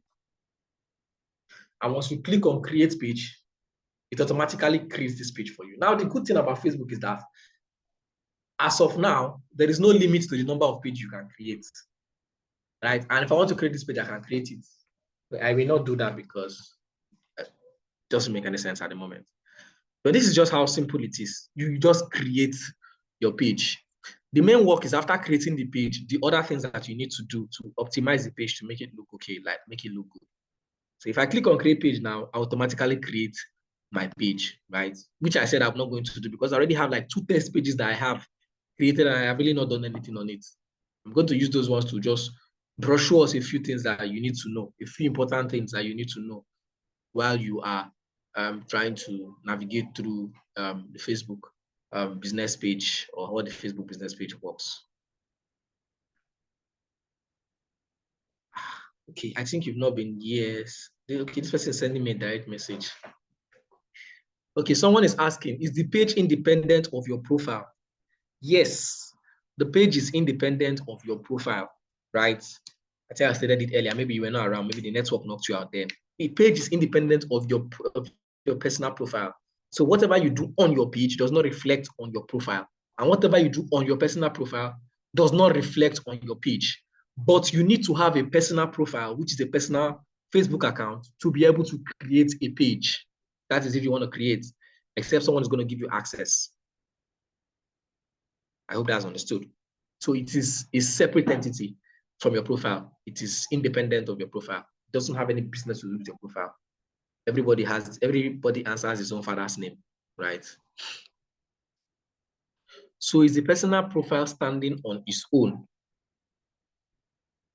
Yes, the personal profile stands on its own, right? But you cannot have a Facebook business page without a personal profile. Yes, you can delete a page. You can permanently delete a page. You can edit a page name, right? You can do all of this stuff. So the profile stands on its own, right? A profile stands on its own, is a separate entity from your page. Your page is also a separate entity from your profile, right? Oluwabumi Osun, sorry if I don't pronounce your name correctly. Your hand is up. You want to ask a question? Yes, please. Good afternoon. Please, can you hear me? Yeah, loud and clear. All right. So my question says that if let's say now that I have a Facebook page and I do not I have a Facebook profile, rather my individual Facebook profile, and I do not want to let it to be reflected to my I don't want my business to be reflected in any way to my personal individual profile for my own lifestyle. Let me just put it that way. Okay, for my individual lifestyle. So I want to start and I want to have my business. I want my business to have a Facebook page. So what do I do? Do I create a profile for my business, then create a Facebook page? Like, I don't even understand that. Wow. Okay. Good. So you don't need to create another profile for your business and then create a page, right? You want your personal profile to be your personal lifestyle, right? Fine and good. Yes, please. If you create a business page with that profile, nothing about your business will reflect on your personal profile. you saw a couple of accounts I manage, I have access to, right? Nobody on my personal profile, even active on Facebook, nobody on my personal profile knows any of those businesses that are pages under my portfolio, right? Nobody will know anything. So you have a Facebook profile, and then you now create your Facebook page. It is on you now to ensure that you post only about your once your personal profile, right? The good thing about Facebook pages is when you want how Facebook works now is if you want to post on your page, it will log you into the page directly as if you are logging into your personal profile in a separate way. I'm going to show us that now, right? So what we are saying is you are concerned about having a personal profile that reflects on your personal life and your business page only about your business. You don't need to create another profile for business. You can use your personal profile and create your page, right? Use your page for your business and use your personal profile for your personal life. It works that way perfectly. All right. You won't have any All right. issues. Thank you very much, sir. Please, just a follow-up question. I'm so sorry, please. So now, as you explained that you manage some accounts too. So now, let's say I'm a social media manager now.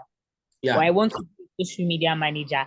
I can just use my own profile and then open like the business. Let's say I manage. Can I have like 4 business pages linked to my Facebook profile? Yes, more than that, safe. You can either create or they give you access, which I'm going to show us how to give access now. They will most likely give you access if the owners of the page already have access to those pages. Okay, thank you. Yeah. Okay, so let me answer some questions I'm seeing on the comments. The personal profile, yeah, I've answered this. Is it we have answered this? If he stands on his own, sir, can you access it without logging in the personal profile you use in creating it? I mean, if you have another login details, can you access? No, you can't. You can't. So you have to access it with the profile that you have access to it. So if someone gives you access with that personal profile, is that personal profile you use to access it? You cannot use another profile to access it. So yeah, someone asked, what do churches create? A Facebook profile or a business page? So churches create a Facebook page.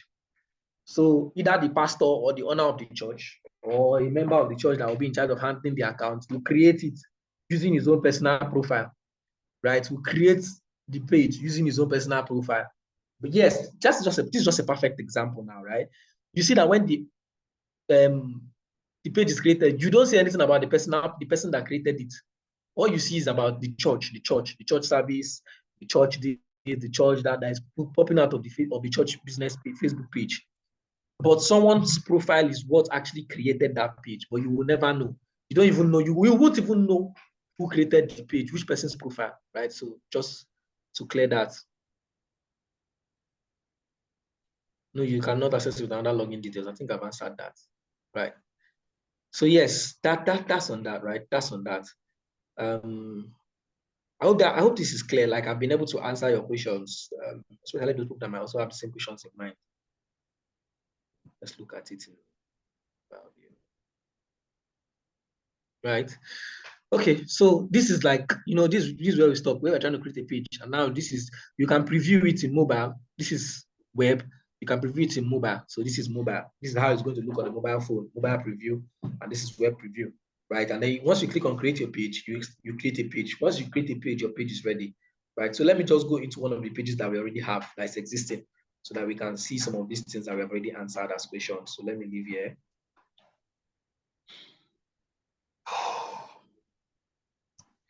Now let's go to pages. Let me go to pages. Now you see pages you manage. I want you to pay attention to this. Pages you manage. You can see DigiTest is a test page I created. Nothing is available on it. This is another test page I created. You can see that you can create many profiles. This one, I have access to it from a business. I have access to this from a business. I have access to this from a business. I have access to this. I had access to that. I think I still have. I ran an ad, something like that for this. I created this test.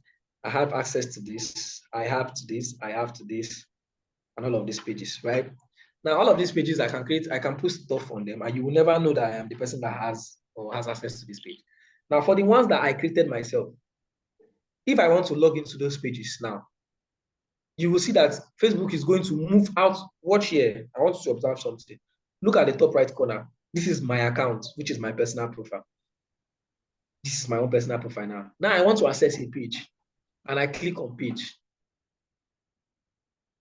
right? This is the page. Nothing is on it, just the page name, right? You see here, it's telling me switch in to this page to start managing it. At the moment, you can, if you look here at the left-hand side of my screen, you will see that all these things, all these functionalities are not appearing because I have not switched into the page. They are not appearing. At the moment, I am still under my personal account, viewing this page. I am the owner. I am viewing it, but I cannot manage it because I have not switched into the page. And this is when you create a page by yourself, or when somebody gives you partial access to a page or full access, which we are going to look at in a moment. Now I will switch into the page.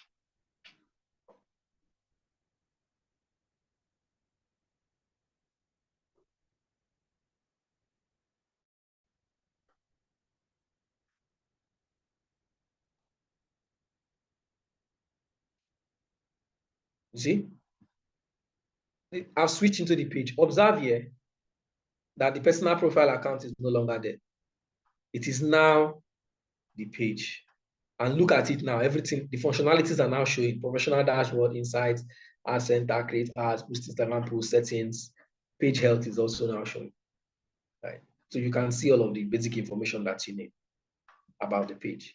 You can now add photo. If I want to change the profile photo, I can choose a profile picture and add. I can add a cover photo, right? I can choose my cover photo and add. That's if I want to start editing this page to look okay. Then if I click on edit page, you can see profile picture, edit cover photo. I can create an avatar if I want, and then a bio, right? Which you can add. Like I told you, you can always add your bio later. So I can add my bio. We make your business visible and profitable, offering top-notch social media services. That was a very short and clean script bio. I can edit it if I want to edit it. I don't like what is there. I want to edit it. I want to write more. I want to delete this one and write something new. I can delete it and write. You can see that I have 169 characters remaining. I don't know how many characters this is in total, but you can see that I have, let me delete this. So in total of 255 characters is what the Facebook bio. You can always browse it and check what's the character limit for Facebook bio, Facebook page bio, Instagram bio, Twitter bio. It's going to give you all of this stuff so that you have an idea of how many characters that you're working with when you want to create your bio so that it can be consistent. You want to now work to the limit of the one with the lowest character limits, right? And then you can use that one. So I will edit the page name, don't worry. So let me Ctrl V here, right? Back to this and leave it.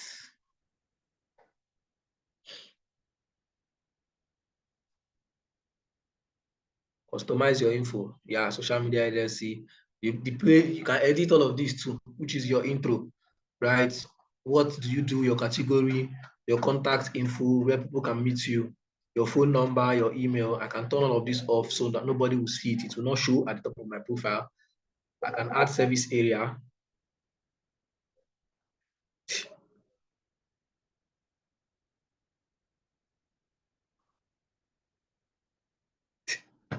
Right? You can see reviews. You can add opening and closing hours. You can add price range if you have price range. You can add your services, websites, social links if you want to add social links. Social links, that is links to other social media profile. Anyone on or off Facebook can see it, right? And then you update your information. So you can do all of these edits, which is something you can play around. Now let's save that. Edit about your about info is where we are now. Right.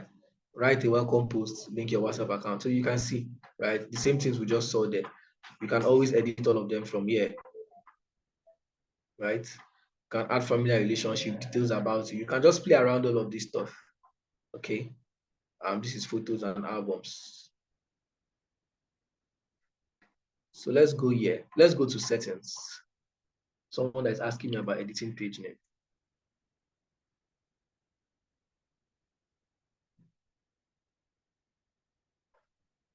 Let's go to settings.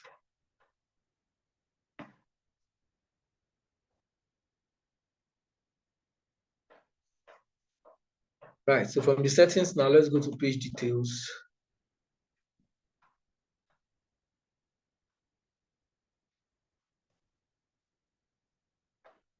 Where did it take me to? Here again. Okay. Took me back.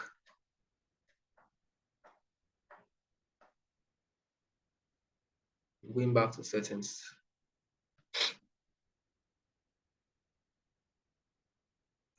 So from the settings, you can see page details, you can see reaction preferences, notifications, accessibility, media, dark mode. I'm on dark mode, right? Page details, how people find and contact you, page setup. Let me click on page setup. So this is my page name, DigiTest. I click on view, right? So for someone that was asking about page name, if you can edit, the name is DigiTest. I want to edit the name, right? I went to page setup, right? And then I clicked on name. Then I'll click on edit. And then I can change the page name.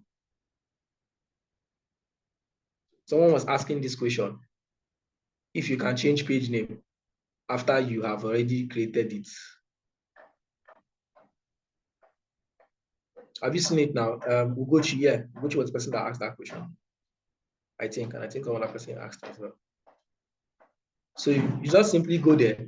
You can see edit name, and they've already told you that if you change your name on Facebook, you can't change it again for 60 days. So if I want to change this name from DigiTest to whatever, let's say Tamara Holdings.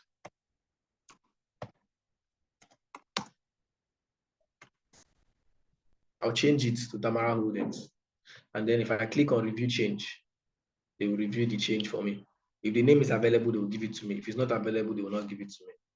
And then there's point for username. I've never set my username, right? That's the page name. Now the username is just like you have your Twitter handle, your Facebook handle, right? This is where you now add your username, the @ That's why you see people put when they design on social media, you see Facebook, this one, @ so and so. So that's why you add username, @ what, right? And then you add.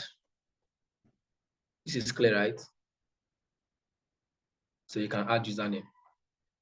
Maybe the whatever. Facebook.com/Tamara Holdings, which is what I added.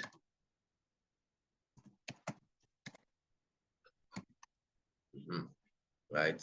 And the username is not available. So you have to check if the username is available. Username is not available. Let me change back to my DigiTest and see. Not available either, right? So you have to check for what username is available.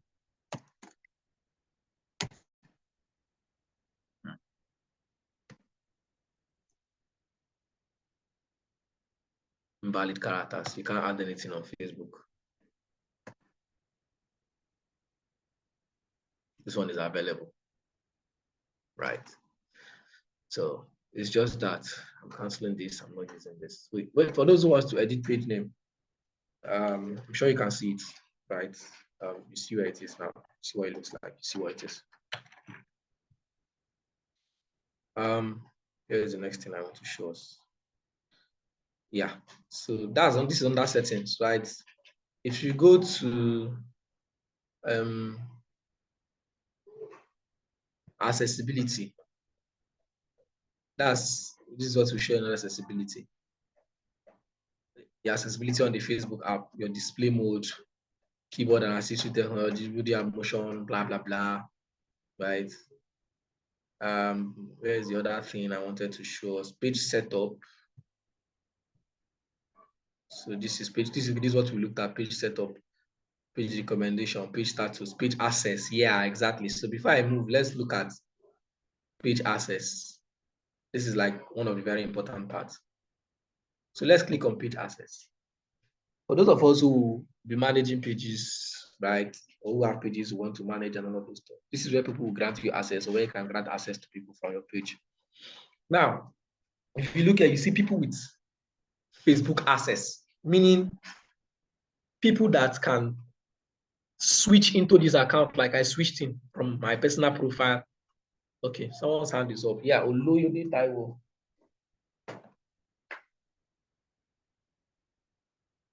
Taiwo, your hand is up.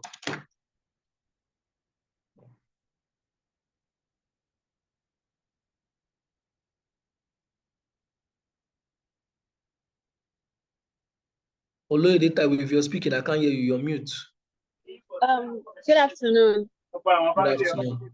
Can you hear me? Okay, so I have a question.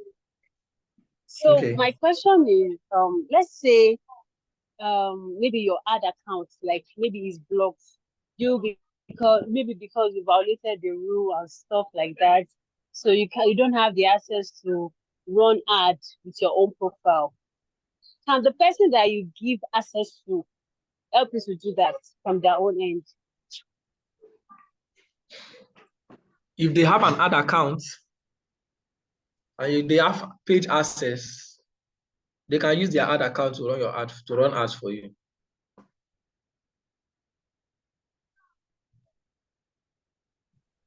think that answers the question.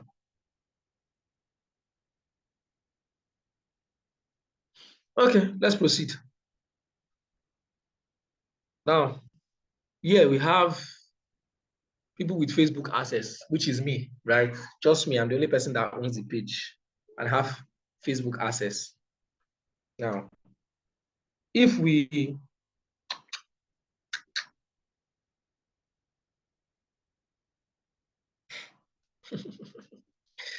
if we go to task access, let's start from task access. Task access now is these people, whoever has task access will not be able to switch into this page, switch into the profile like this. They can only manage the task, a specific task that we give to them. They cannot switch into the profile. So if we go to task access, let's click on add new. Now task access means, already said, they said you can't switch into the page on Facebook, but they can manage specific tasks using other tools like Meta Business Suite or Creator Studio. So they can only manage specific tasks by using Meta Business Suite. So they cannot access the page directly on Facebook. They must have a Meta Business Suite. Either they download Meta Business Suite app if they are using their phone, or they will access it via Meta Business Suite on mobile or Creator Studio. Any action you take as this page may be visible to anyone else who manages it. That is for task access, right? So if I click on next, I will add a name I want to give access to. So let's say this person. Now, if I want to give access to this young lady, she can, if I say I want to give content access, it means that the only thing she'll be able to do on this my page is to create, manage, or delete posts, stories, and more as the page. If I say messages and calls, it means she will be able to respond to only calls, to direct messages and make calls as the page. That's the only thing she'll be able to do. If I say community activity, that means she will only be able to review and respond to comments, remove unwanted comments, and report activity, right? So invariably what it means is that you will just be managing the comment section. You respond to people that comment, you remove comments, and you report any activity that you don't like. Then if I click on ads, ads will definitely give the person insights automatically, because if someone is running ad, they need to see what they are doing, right? So if you say you want the person to only have access to run ads, the person will only be able to create, manage, and delete ads for the page, and we'll see how the page contents and his ads platform are doing, or the ads are performing. Right. Now, what if you want to give somebody all of this access, all of this task access? the person will still not be able to switch into the page. The person will just toggle them on, right? You can give him access to all these tasks or her access to all these tasks to perform. What's the difference between ads management and content management? What's the difference between ads management and content management? Ads management is that you are managing an ad, a paid ad, right? Someone has paid money to Meta to promote a product or a service. That's ad management. Content management means you are in charge of anything that comes online on the platform, which is posts, videos, images, right? Videos and images, stories, reels, whether they are paid for or not. That's content management, right? You're managing the content. While ads is that you're managing ads, that is paid for. You want to promote, you want more people to see it. You want to make sales, you want more people to see it. And then you are putting in some money to run ads. That is ads management. Is that okay? Fair enough.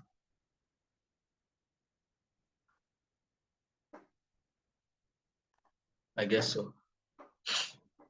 Okay, so back to what I was saying. Now, if you want to give this person access to all of this stuff, right, you can give this person access to all of it. You can also not give access to all. You can say, okay, I want to give access to a few things. This one automatically turns on this one. This one also automatically turns off this one. But if I automatically, I can turn off this one. And the person will only have access to ads, to create, manage, and delete ads for the page, but will not have access to the insights, right? If I turn on this one. But if I turn on this one, I can also turn that one on, and then this one will also stay on its own, right? But if I turn this one on, it automatically turns on this one, which you can then turn it off later.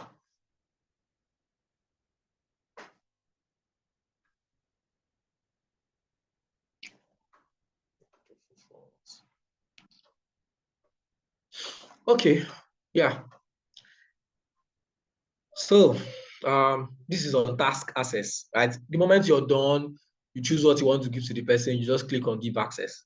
When you click on give access, the person will receive an email notification or a Facebook notification that they have been invited to co-manage a page, right? That they have been invited to co-manage this page, right? One way or the other, they will not have to accept the invites. But remember, they only have task access. So they cannot perform any other activity aside this task that have been assigned to them, whether it's 1 or 2, or 1 or 3. That is the only thing they will be able to perform on the page. They will not also be able to switch into the page like you switched in here. Now that's for task access. Now let's go to people with Facebook access.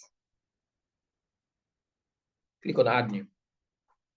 Now, read what they said there. They said Facebook access means 1, you can switch into the page and manage it directly on Facebook by using other tools like Meta Business Suite or by using other tools. Remember, the other one, you cannot switch into the page for task access. The person can't switch into the page and manage it directly on Facebook, meaning you don't leave your Facebook account to Meta Business Suite. You manage it directly on Facebook. You can switch into the account, like you switch from your own personal profile to the business profile and manage it directly on Facebook. That's what Facebook access grants to the person that you're giving this one. And the person can also still manage it with other business tools like Meta Business Suite or Creator Studio. Now, the next thing is any action you take as this page, including on ads or when checking into a location, may be visible to anyone else who manages it. Meaning that for those with this access, any action you take as this page, you check into a location or you manage your ads, so you run ads, so many things that you do, another person who is managing this page may be able to see it. They said may, right? Does not mean compulsory, but it's just the word. Then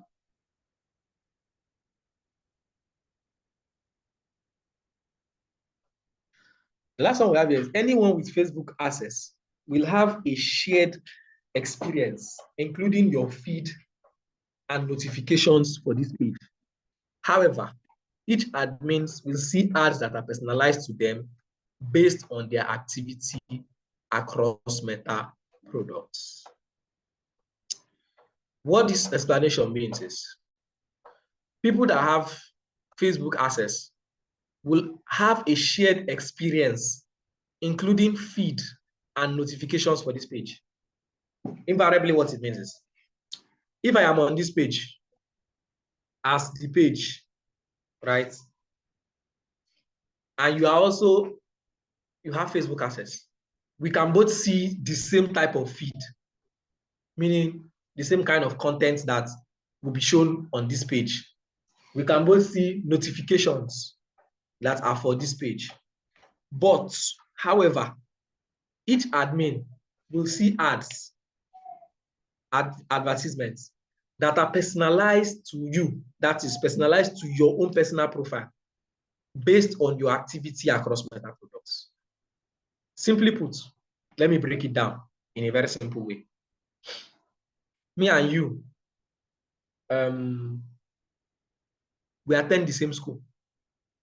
While we are in the same school, we will see what the teacher is teaching. We will see what other students are doing when we want to solve a classwork, when the headmaster calls the students, when they ring the school bell, which is notifications, all of this stuff, because we are in the same school. But when we leave the school premises and go back to our own houses, which is our own personal profile, we are only going to see things that regards our personal profile. We are also only going to see advertisements that regards our own personal profile based on activities that Facebook has been able to notice from our personal product, our personal account across a good number of times. I hope you understand this. I think this analogy should be able to break it down. If you still don't understand, please signify.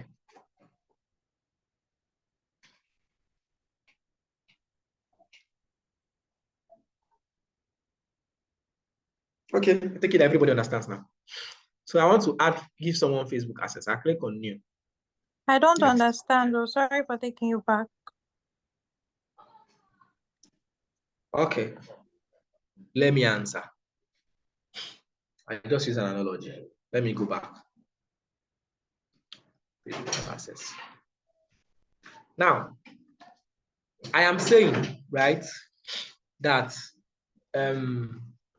me and you, we attend the same school, meaning we manage the same Facebook page.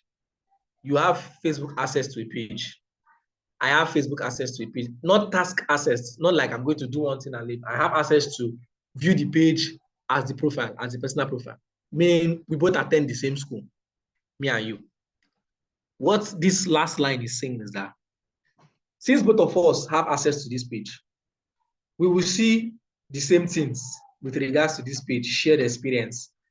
Shared experience means that we are going to see contents from other businesses or brands with regards to this particular page. Notifications when the school bell rings with regards to this page. Right? Now I use school analogy. I said we are in the same school. We are even in the same class. So because we are attend the same school, which is we are managing the same page, let's put it side by side. Because we attend the same school, meaning that we manage the same page. If the teacher is teaching, you will see what the teacher is writing on the board. I will also see what the teacher is writing on the board, which is the feed. Right? The feed, because we both attend the same school, which is because we both manage the same page. We will both see if the teacher calls another student to come and write on the board. Just analogy. We will both see when they will ring, or hear when they will ring the school bell. It's break time. It's change of topic. It's closing time. That is notifications for the school because we are in the same school together. However, right, when we leave school premises and go back to our personal homes, However, when you switch out of the page from the Facebook page and go back to your own personal account, you will see ads that are personalized to your own account, meaning that you will no longer see, or you will no longer see so much of things that are from your school anymore. You will not only be seeing things that are regards to your house, which is your own personal profile, right? You will no longer see, you will see, of course, you see notifications, yeah, right? You see notifications that, oh, this one happened on your page, this one happened on your page. But you will not see ads. They are more specific about ads. Ads that are peculiar to you based on your activities, right? So you might no longer see the teacher, right, face to face writing something on the board. You will no longer see the school's headmaster or headmistress or principal asking somebody to kneel down or go to his office to pick something, because you have now left the school. So you're no longer going to see most of those feed anymore. What you will now be seeing are things that are happening around your own environment at home, right? For instance, maybe you love to watch cartoons, your TV is always on, you're watching cartoon, you have elder brothers or sisters who are playing outside, playing football, your mom has gone to the market, she's coming back, right? So you have shared experiences because you manage the same page when you're on the page, right? But when you leave the page and go back to your personal profile, I'm managing it as your own personal profile. So page name is Tamara Holdings. Your personal page is Luciana Jacob. Let me use this one now. So because me and you manage Tamara Holdings, me and you will see notifications with regards to Tamara Holdings. Me and you will see some feed, not all, like other information, news with regards to Tamara Holdings, right? But me and you will not see the same advertisements because we manage Tamara Holdings. We will now see individual advertisements. I will see ads that suit me as IB Udobong because of what I have been using across Meta products. You will see ads that suit you as Luciana because you have your own personal profile. I don't know if this does justice to the explanation. Yes, I've gotten it now. Thank you. All right.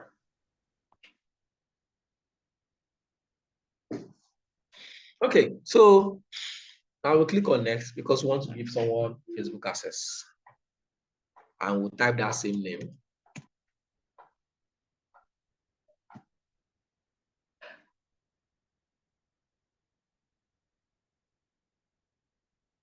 Now, notice that this one does not ask for any ticking of anything, right? This one has already showed you if you give the person Facebook access, automatically the person will have access to manage, to create, manage content or delete posts and stories and more as the page.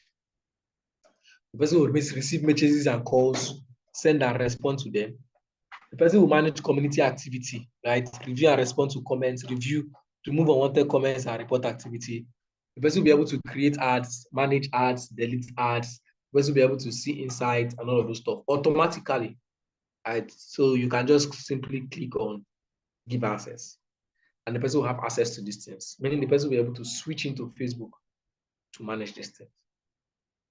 But if you say, allow this person to have full control, you are practically saying anyone with full control, right? You're practically saying,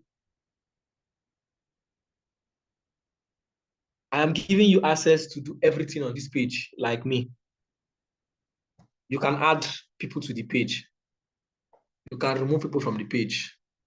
You can delete the page.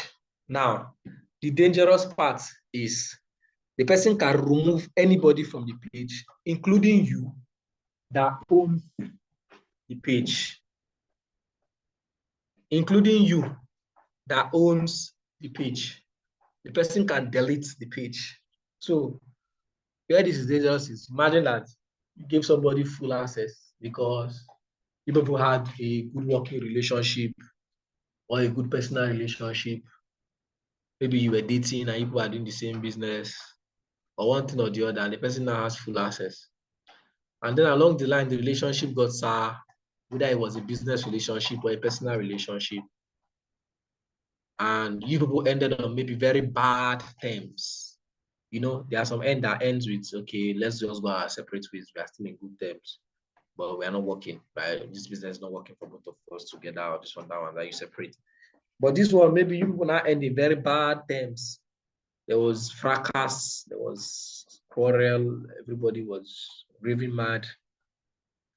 And then the person decides to leave, or you people decide to go separate ways.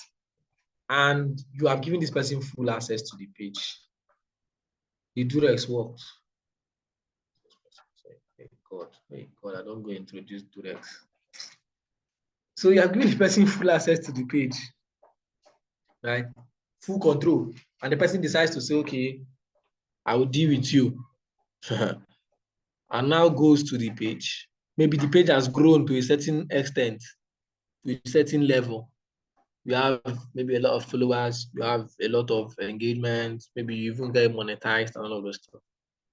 And the person now comes and remove you from the page, meaning that you no longer have access to that page. So what do you do?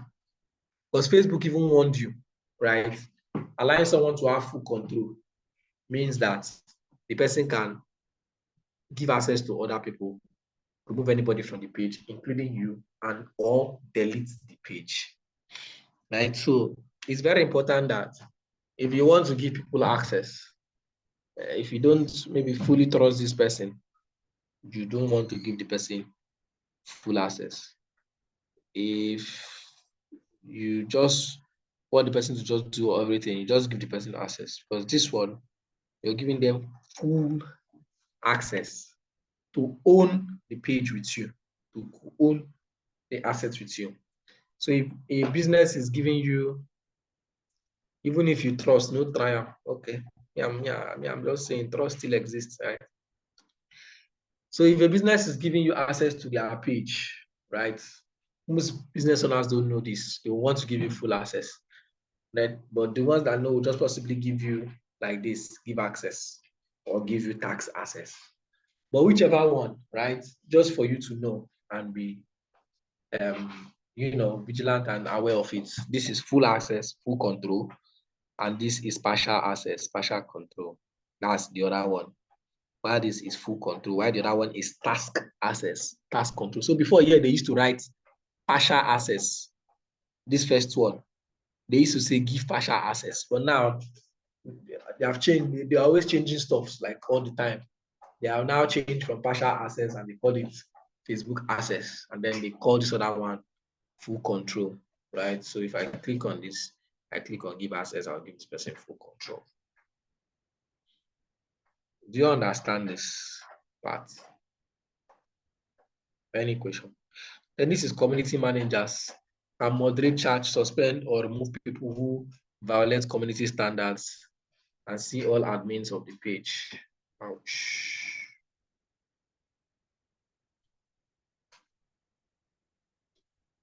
Okay, so someone is asking, a situation where Facebook deletes or Facebook block your account or even scammers hack your account, can you still have access to your account?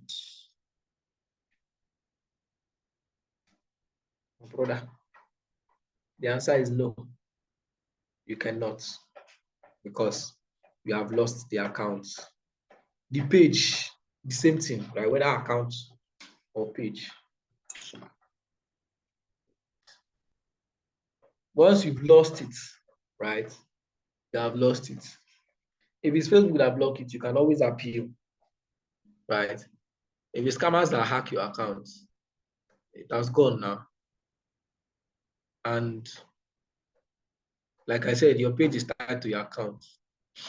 But if you're saying the page, they only got access of the page and they do not get access to your account, well, it means that there's a loophole somewhere, because it's going to be difficult for them to get access to your page if it's, let's say, if it's scammers, except it's Facebook that blocks your page. They can do it, they have the rights. But say people come and scam your or hijack your page, and you still have access to your Facebook account, or you are the one that created the account and you still have access to it, it means that except they remove you, they got access as full, they got full control and remove you from the page as an admin. That's where it's going to be difficult to get it back, right?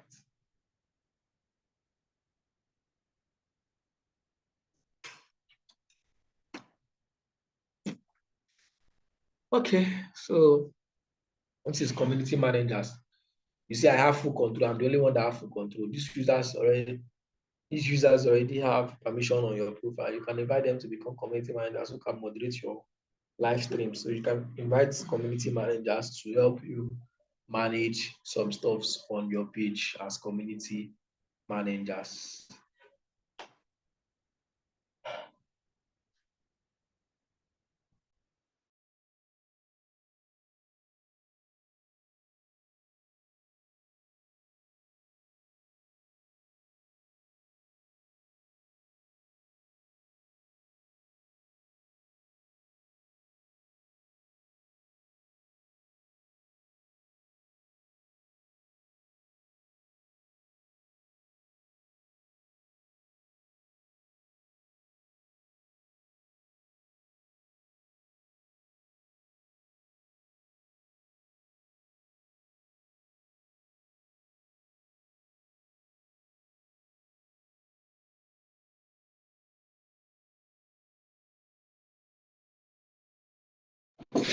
Okay, so yeah, that's for permission aspect, like giving access to people on your page. Let's go back.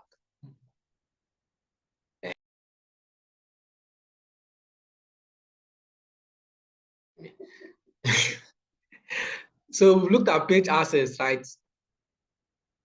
This is to view page restrictions. If you have, gone against any community standard or community policies, you have a page restriction, you can review. You can, review your page recommendation. These people are recommending your page management history, the history of people that have managed your page, who have taken action. Data sharing, issue data, okay, for instance, the branded management, yeah. So like these are like some of the most important things that you need to know.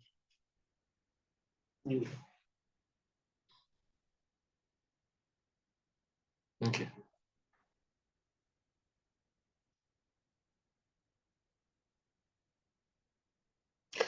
Yes, if you want to access your Facebook page, you have to log into your profile.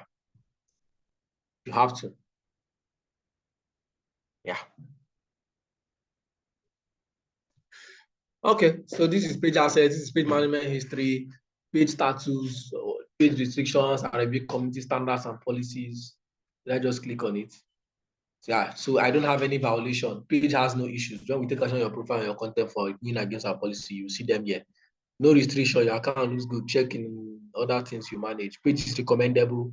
Restricted monetization. It's not yet ready for monetization. Right?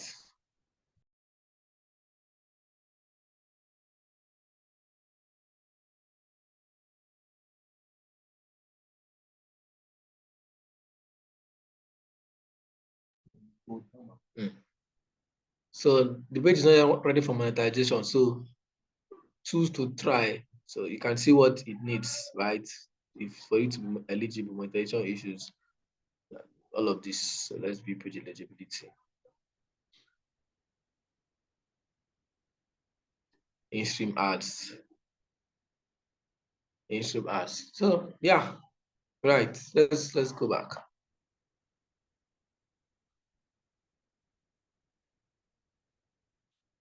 Obama.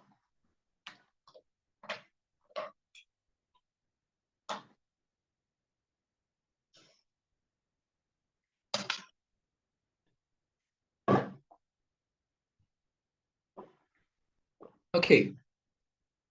Page recommendation, all of those stuff, like you can see all those ones here. You can always play around this later on, right? When you have the time, just play around and stuff. Let's go here to linked accounts. Now, this is where you want to link your Facebook account with maybe your Instagram profile. You have an Instagram page that you post, like an Instagram business page, an Instagram business profile. So for Instagram is not like Facebook where you need to have a personal profile before you create a business page. For Instagram, you can simply have a profile that doubles as your business page. So you created a profile strictly for business, right? So you can decide to say, okay, I want to add my profile to this place, right? So you can come here to linked accounts. You can click on it, permission. You can see Instagram not connected, WhatsApp not connected. These are all Meta technologies or Meta platforms that are active at the moment. So Instagram is not connected. If you want to connect, you can click on view, right? And you can see connect accounts. Get more features across Facebook and Instagram. Depending on their access, your Facebook page and Instagram account, people may help manage things like contents and ads, blah, blah, blah, blah, blah. You click on connect account and it's going to redirect you out of Facebook. And then you can connect. If you click on connect, it's going to take you out of Facebook to where you can log in. Though sometimes this link is broken. So let me check. So let's see. Sometimes it doesn't, the link gets broken along the line. Sometimes it just works that it takes you there and you can log into your Instagram account and it gets connected. Right? It will ask you to log in and you can get connected. So let's see. Error. Exactly. So sometimes it gives error like this. Sometimes it doesn't. Because I'm already logged into account. But most times it works.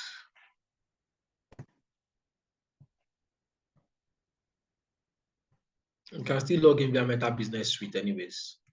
I think we'll look at that really quickly. That's what we'll most likely round up today. Might have to end the class a little earlier because the network is very bad. So we might not really stay till 2. What else do I want to show us here? Access and control. Yeah, access and control. Yes, this is where you can, I think, deactivate your page. Let me see exactly. So this is where you can deactivate or delete your Facebook page. For people that were asking, can you delete a page if you mistakenly created one? Right? So this is where you go to access and control, all under settings, right? You see deactivating or deleting your Facebook page. If you want to take a break from Facebook, you can deactivate your page. If you want to permanently delete your Facebook page, let us know. So you can deactivate, right? Deactivating is temporary. Your page will be disabled and your name and photos will be removed from most things you've shared, right? Until you decide to come back. Then this is permanent. You won't be able to retrieve the account, the content, or information you shared on Facebook as this page. Your messenger and all of your messages will also be deleted. They are warning you. So you can delete your page from here. You can deactivate a page from here. Right. You mistakenly created a page, you don't want to use it again, you delete. You are tired, you want to take a break, it's too overwhelming. Maybe, God forbid, let's say, God forbid, you fell ill, you were in the hospital, and nobody's helping you manage your page. Instead of it to just be there languishing, just deactivate the page, right? And rest for a while. When you are back, you continue from where you stop. So that's under accessibility and controls.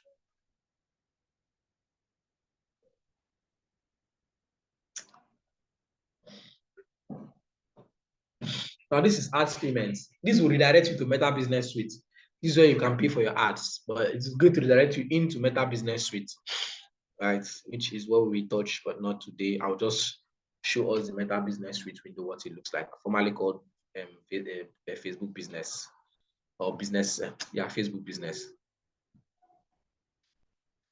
That is what we are saying, Kayode or Yawusi.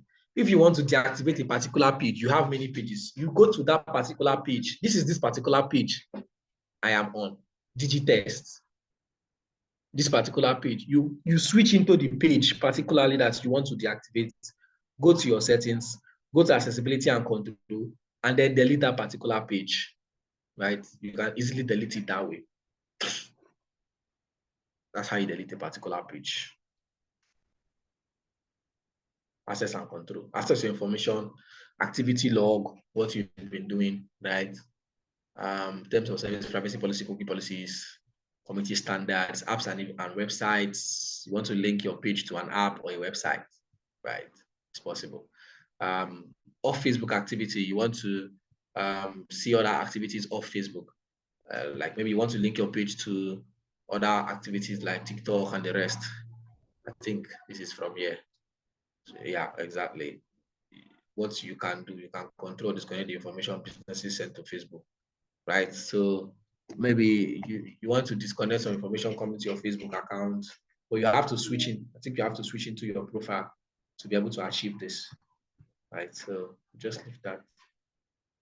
Go forward.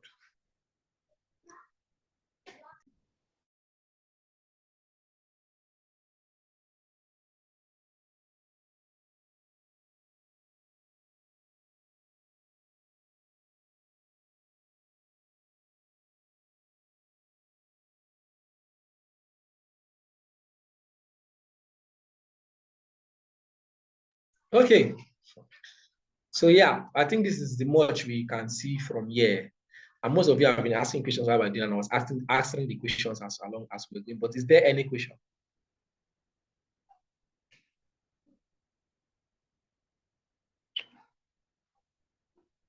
In this class early. Network is bad. So many people are not here.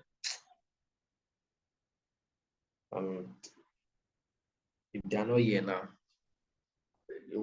let's hope will be very bad. Any question?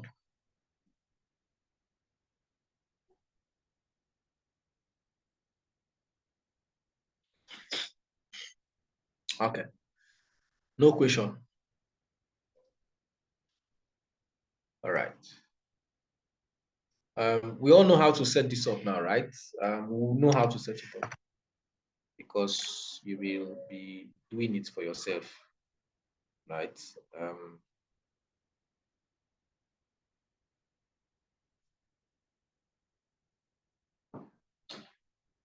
Okay, no question. So yeah, this is how you set up a Facebook page and all of this stuff. Instagram is quite simple to do. Very, very simple. It's easy, right? You just go to instagram.com. That's what it's called now. Instagram. Let's go to, I already have Instagram here. So instagram.com, we're gonna log me in. Let's go to Instagram, sign up. It might not accept. You might want to log me in because I already have. So let's click on create an Instagram account. That one is very easy to do, right? Like anybody can do it.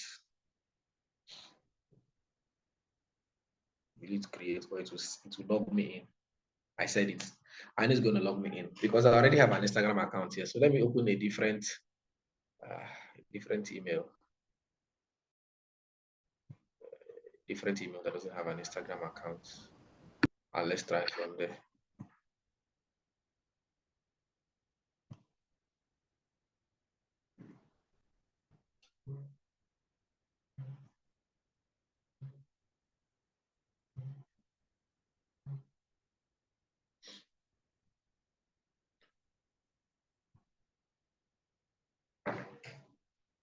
Okay, so Aramide, your hand is up. Yeah, sorry, I didn't see that. Yes. Good afternoon, everyone. Please, I have a question, right? Especially when it comes to Instagram. I don't know. Maybe I should wait till you get there, or I should just ask. But it's ask. It's please. something related to when when you see some digital marketing accounts or agencies reaching out to you and they're like, oh, we can help you try to increase your followers, increase. And now my question is, most of those followers they tend to help you increase. Are they majorly just random accounts, like all this white account that just shows that you have high numbers, or they are majorly always like real accounts? Okay. In most so it's cases, a two-way thing. In most cases, it's a two-way thing. What's up? Yeah. Okay. So sometimes they pay people a fraction of money to follow accounts and what's it called? To follow accounts and engage. Now that is where you have real. But most cases, followers are not real. Most cases is bot followers, BOT, robots, however I want to put it. And if you observe an account that they give with that someone had BOT followers or bot followers, after a while, the followers will reduce. It will just drop, and you have to supplement again.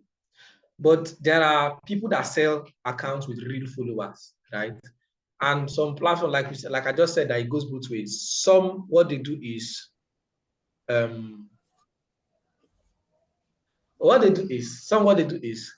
they have a pool of people.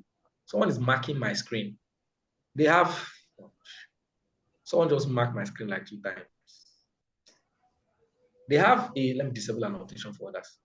They have a pool of people that they will pay a certain amount of money. You know, that's some people hustle. They just stay and they'll tell you, okay, we're going to pay you so and so amount of naira for every Instagram account that you follow. You follow and you engage. You show us what's it called now? You show us evidence that you did it and you'll be paid. And some people will just stay, and that's their job. They just stay, keep engaging people's accounts, keep engaging people's accounts, keep following people's accounts, and they get paid for it. That one now, you know that is real followers, right? But it is not organic in the sense that they are only doing it because they are being paid for it at the moment. So after that time, what happens next, right? After that time, what happens next? Except you have a very unique product or service that after them, they will still most likely be interested, because once they have followed your account, right, and engage, they will start seeing your feed as active as you are. They'll start seeing your content. So if your contents are that good, your brand is that relevant enough to them, then you can keep having those engagements from them. But if not, it will just be like a one-time thing. As I even go and check most of the big accounts you see that have up to 20K followers and more. Check when you want to know if their accounts have, if these accounts are either are real followers or not. Check the engagement level. Check the engagement level. Okay. When they post something, check Thank the you very number of much. likes and comments they have. Yeah. All right. Thank you. Okay. Yeah. Yeah. Okay. Let's go. Yeah, someone, sorry, this person that marked my screen. No, it's fine, it's okay. I'll just stop sharing and maybe share again. Yeah. That's what I'll do. So let's go here. Yeah, so this is another profile, and this is where you want to create an Instagram account. Like I said, Instagram is quite simple to do. All you have to do is, I already created one here. Seems like yeah, but for Instagram, it's quite simple. All you have to do is, let's say I want to sign up, don't have an account, I click on sign up. Right, you'll be required to put your mobile phone number or email, put your full name, put your username you intend to use, and password. Right? Email, full name, username you intend to use, and password. Right. So once you put all of this stuff,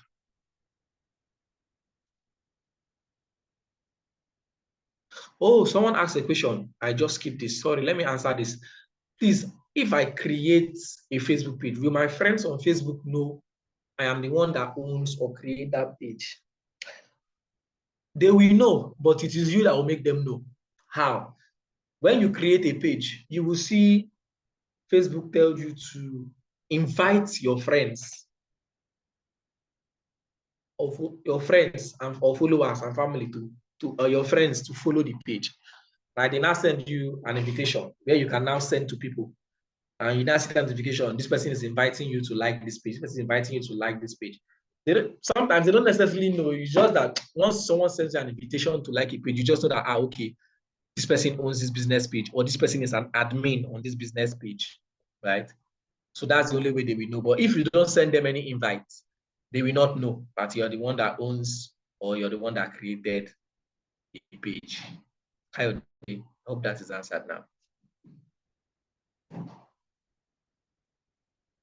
It's headaching me. Yeah, so like I said, Instagram, right? Mobile number or email. I don't know which one I'm going to put now. I already used this. Let's use this. I'm not. I don't think I want to create this page, but let's just do it. Plus 11. All of this. That's how people create dummy Instagram accounts and just leave them without using them. Right? You put your full name, hybrid, username you want to use. Let's see. Tamara Holdings. That's what I did that time, right? I see if it's available. It's not available.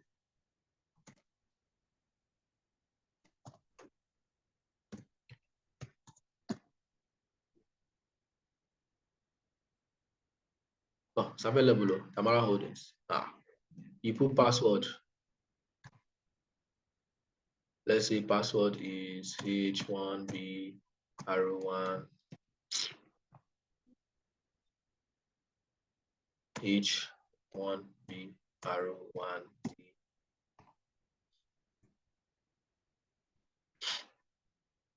blah blah blah, and then you sign up, right? It's quite simple.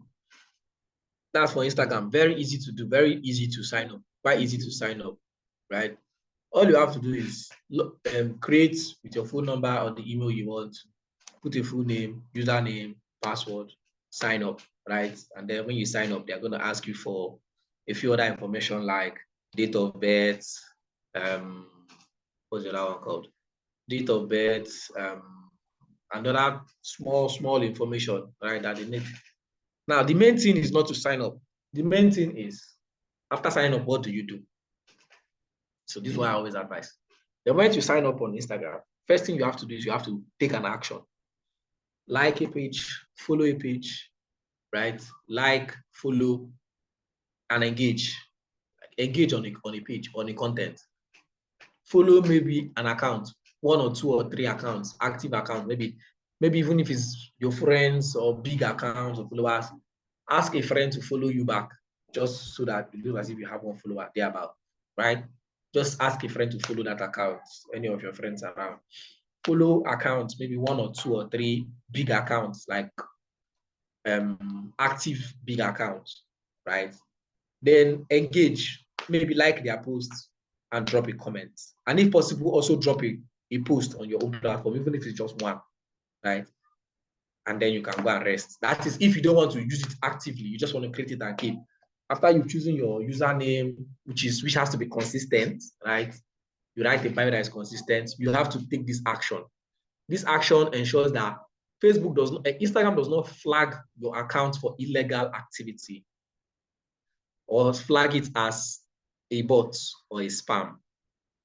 Because once you create an account and you don't take an activity within 24 hours, Instagram algorithm flags that account or sees that account as a spam account or a bot, and they're trying to fight bots, that's robots, right? So it immediately immediately breaks down the account if it's flagged, if it sees it though, right? Sometimes you might not see it, but just to avoid that kind of situation, just take an action once you create an Instagram account. It's quite easy to create, right? Just like this very simple step. Click on sign up, Tamara Holdings. We didn't use this on this thing. If you click on sign up, if I click on sign up now, yeah, now asking me for date of birth. So you put date of birth. You just follow the steps, right, till it creates your account for you. And it's very easy to do. Is there any other question? One last thing I'd like to show us is, let's see how to create a LinkedIn page, a LinkedIn business page. I think that's the last thing I'll show us today. But this we're not going to create, we'll just see how to do it. For LinkedIn, you need to have a LinkedIn personal account. And for LinkedIn, you can't do it on a mobile phone. The rest, you can do it on mobile phone. You can create a Facebook page on your mobile phone. You can create an Instagram page on your mobile phone. You can create a Twitter account on your mobile phone. Still the same process, right? But you cannot create a LinkedIn page via your mobile phone. It has to be through a laptop, a PC, a computer screen. So let's just see. See if I see attendance now.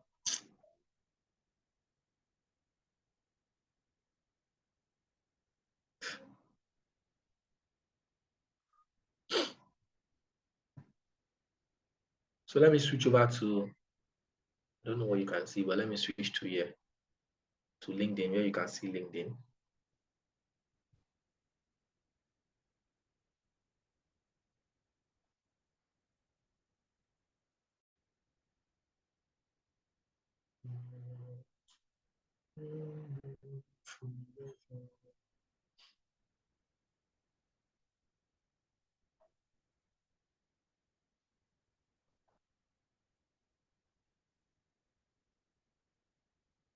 So this is LinkedIn, right? And if you have a LinkedIn account, this is my own LinkedIn account. Now, if you want to create a business page, LinkedIn account operates like Facebook. You cannot create a Facebook business page without having a Facebook account. You cannot create a LinkedIn business page without having a LinkedIn account. The only difference now is you can do that of Facebook with a mobile phone, a smartphone, but you cannot do that of LinkedIn with a phone. So you need to have a PC. So what do? You come here. At the very top of your screen where you see for business, that drop down. That's where you can now do a LinkedIn, create a LinkedIn page. So I'll just click on for business. Right. And if you look, you're going to see explore more for business, hire on LinkedIn, where you can hire, sell with LinkedIn, post a job for free, advertise on LinkedIn, learn with LinkedIn Admin Center. And if you scroll down, you're going to see create a company page. Right. Create a company page. For now, I don't know what the limit of their own creation of company page is. I don't know if they have a limit. So if I click on create a company page, now going to ask me, what kind of page do you want? Connect with clients, employees, and the LinkedIn community to get started. Choose a page type. So is it a company, small, medium, and large business? Is it a showcase page? I just want to, I already have a page, a business page, but I want this one to be a sub page, right? It's already associated with another page. I just want another page to have a sub page to showcase some other things. For instance, a business, for instance, now Dangote has Dangote Holdings as his company. And then it has Dangote Spaghetti, Dangote Spaghetti, Dangote that. So instead of creating another page called Dangote Spaghetti, they just create it as a sub page from the main Dangote page. That's what I went and hit now. Right? So they're going to ask you for associated organization page, name of your organization, the link of that page, right? And all of those other information. But let's go down to where we want to create from. We want to create a excuse me. Back to for business. We want to create as a, where is it? As a new company page. So click on a company page. Click on company. Now, let's get started with a few details about your company. And first things first is your organization's name. So you put the name of your company that you intend to create the page for. You put the what did I create? So let's say they will automatically create this for you. So let's say, for instance, one of our companies that Tamara Holdings again.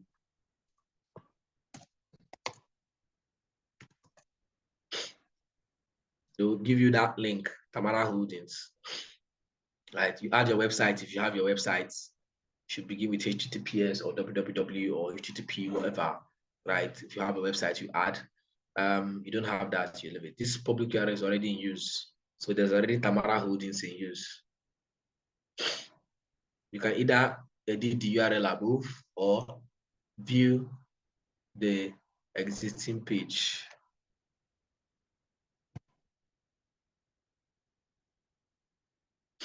Now, industry, what industry are you in? Is it education? Is it fashion? Right, so let's say fashion. Company size. What's the company size? How many employees? 0 to 1, 2 to 10, 11 to 50, 51 to 200. So let's say 11 to 50. Organization type. Is it a public company, a self-employed, a government agency, a non-profit, a sole proprietorship, private held, partnership, whatever it is, right? You choose your company. And then you upload your logo, right? They've given you the size, 300 by 300 pixels, recommended, either in JPEG or PNG that is supported. So you put your company tagline, not bio, this is tagline, right? An information service firm helping business succeed. So you just put it, right? And then you verify that I am an authorized representative of this organization. So the tagline can be Tamara Holdings Fashion, bringing, just saying, bringing you fashion has to offer. Off the top of my head. Right? You add logo with this size. You can simply go and create a quick logo or ask somebody to create a logo. And you verify and you click on create your page. The moment you click on create page, it automatically creates a company page for you. Right? So this is how to create a LinkedIn company page. And like I said, you cannot find this on mobile. You can't find it. You will not see this for business if you're using a mobile view or a mobile phone. So you have to use a PC, right? And then you're going to see for business. It has to be the mobile, the web version of LinkedIn. And then you click on for business, and then you create a business page, right? Is there any question? I'm trying to ask for the attendance. I don't want to keep us till 2 today. Network has been bad. A lot of people have suffered. So let's not suffer them anymore.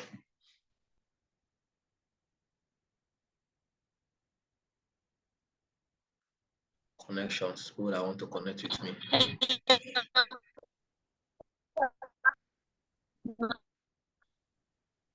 Your network is bad. I cannot hear you. Hello, can you hear me? Yes, I can hear you now. Okay, so can I share the attendance now? Oh, Helen. Yeah, you can. Okay. You can. Thank you. All right, guys. Any question? Yes, Subai Sadiq. What's the question? The YouTube page. That will not be today now. But YouTube page is also very easy now. YouTube account or page. We need to have a what is it called? A Google account. You need to have a Google account, just like you need to have a Google account to be able to create Google Docs or have a Google Drive, right? You have a Google account and then you open YouTube because YouTube is their product. Still, they bought it. So you go there and then you create a page on YouTube. For instance, I have mine. Let me see. But that will not be today anyways. Please, the attendance has been dropped. You can feel.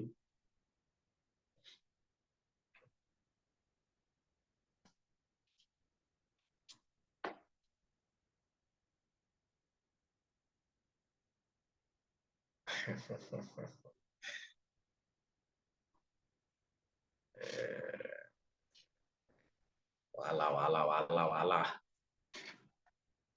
So if you have a friend that you know and you are sure the person has been trying to join, the person has joined, you can tell them to come and fill attendance. So, but I'm not dropping it on the group page because I know how many people have been seen on this call, and I know that there are some people that did not even remember that they have class today. So no, we can't put it on the group page.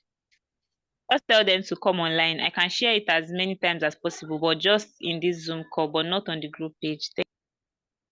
That's why I want to give you time to share it as much as possible.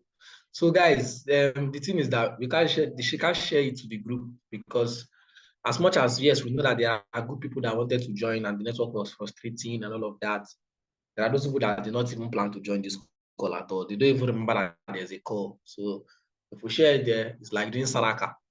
And they will just be happy that, oh, I did not join, no, right? So Helen, please just be sharing the attendance link on the chats here and let them be able to fill out, right? But let's not share to the main group.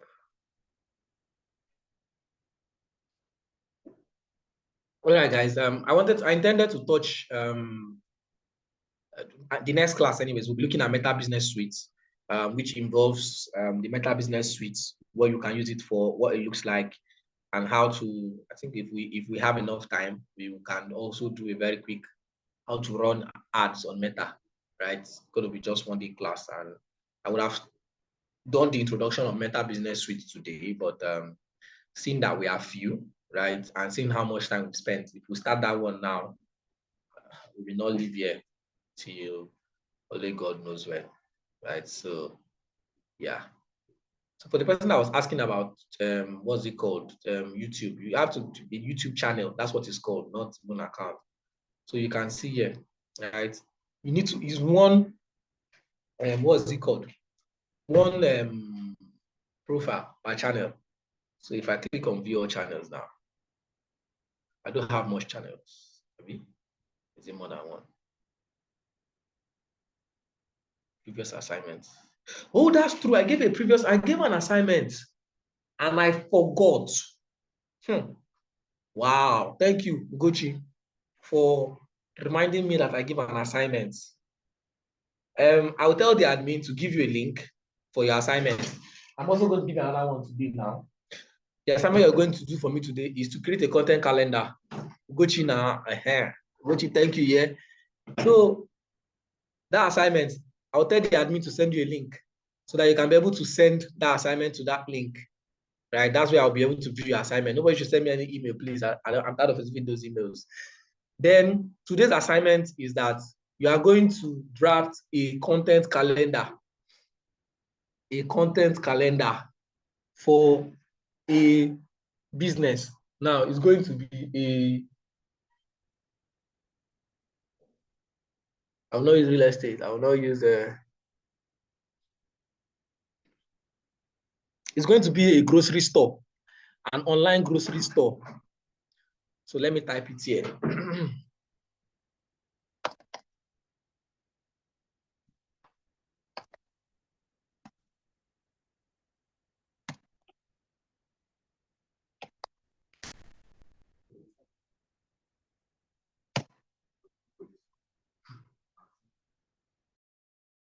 Draft do a content calendar for an online grocery store, right? You are going to submit the two assignments together, both this one and that one. The admin will send you the link to your group so you can be able to submit it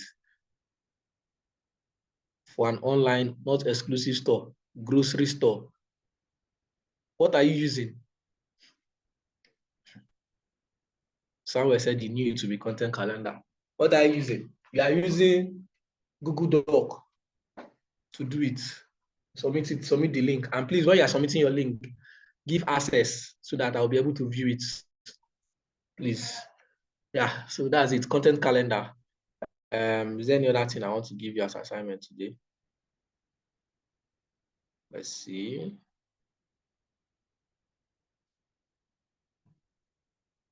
Yeah, so your content calendar should have a mix of content. Remember the content, the kind of content I mentioned. Yes, Google Docs. You have a mix of content, right? So you should do that. Yeah, I think that should be the assignment alongside the first one I give, which is social media platforms. So this is now going to be a content calendar alongside with the content. I won't ask you to create. Sorry for cutting you short. Yeah. So aside Google Docs, what can we use Sheets instead? If we Since you are very conversant with Sheets, if you can use Google Sheets, all right, fine, use Google Sheets. Just drop just the link. That's what you're going to drop, so I can be able to access. But you're not giving us expo. You're not giving us the things we are writing on. I don't. Why will I? Why? How will I do that? I shared this thing in the class now. Ah. I shared the calendar in the class, the calendar sample. Did you not see it? I shared, so check, you see it. That's the Right. how are we going to do the assignment? Miss What's the Wednesday length class. of the for a Calendar, 30 days, 30 days. days calendar. A 30-day content calendar. That's a full month content calendar of what you intend to do for a brand. Now, this is like you saying, I want to pitch to this brand, right? And I want to, these are the kind of content I'm going to be posting for this brand or for your business. So a content calendar of what you're going to be doing for the brand for 30 days. The assignment of the last class, please, somebody should tell Kayode what it is. Somebody please help me tell him. Yes, 30 days to meet up a 30 days content calendar for a grocery store, an online grocery store. Yep. Thank you.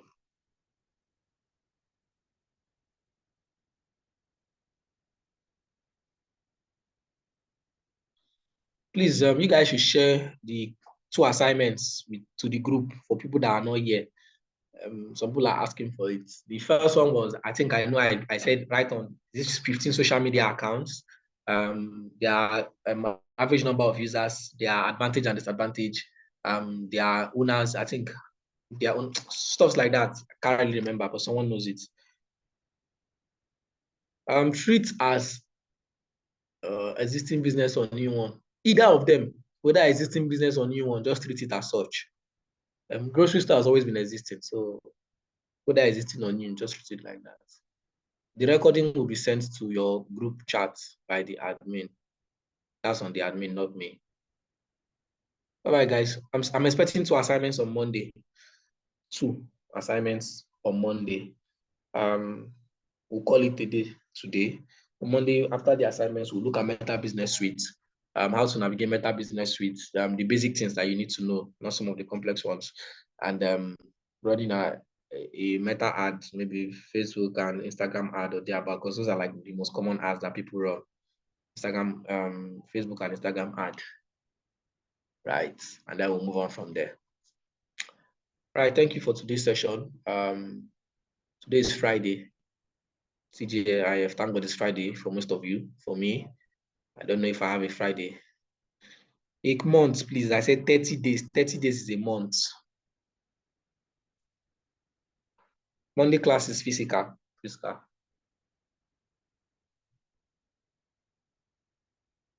Monday class is physical. 30 days content calendar, please, a month. Sorry. Monday class is tentatively physical. If it's going to be otherwise, we'll drop an announcement latest by Sunday. Okay. So now people have just look out. In case of protest. And also the link to the recording, there has to be an editing and then upload on the YouTube page. So I am not the one that is editing it, but just expect it by weekend, either Saturday or Sunday. Thank you. All right, thank you, Helen, for that. All right, guys, you've heard all the information you need to hear, as valid as they might be. Sorry about the network disturbance today. It's everywhere, actually, and it's nobody's fault. We all know what we are doing in this country. So I'll see you guys on Monday, whether physical or virtual. Do enjoy your weekend and have a very beautiful weekend. Eat good food, sleep well, and remember that Nigeria is all of us own.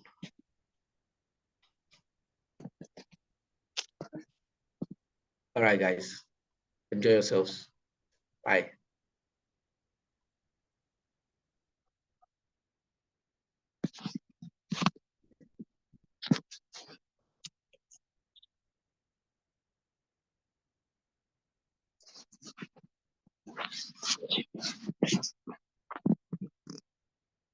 Okay, so I off from your end, right? Because I'm not an admin at the moment. Hold on. Should I make you the host, Helen? Yeah, you can. But Okay. it's the same thing. It's just to end the call. Yeah, I will make you host just in case some people are still need to do anything. You can answer them and end the call at the end of the day. Me, I'm going. All right. Yeah. Thank you. All right. Thank you. Goodbye. Bye. Bye. Let's say thanks, man.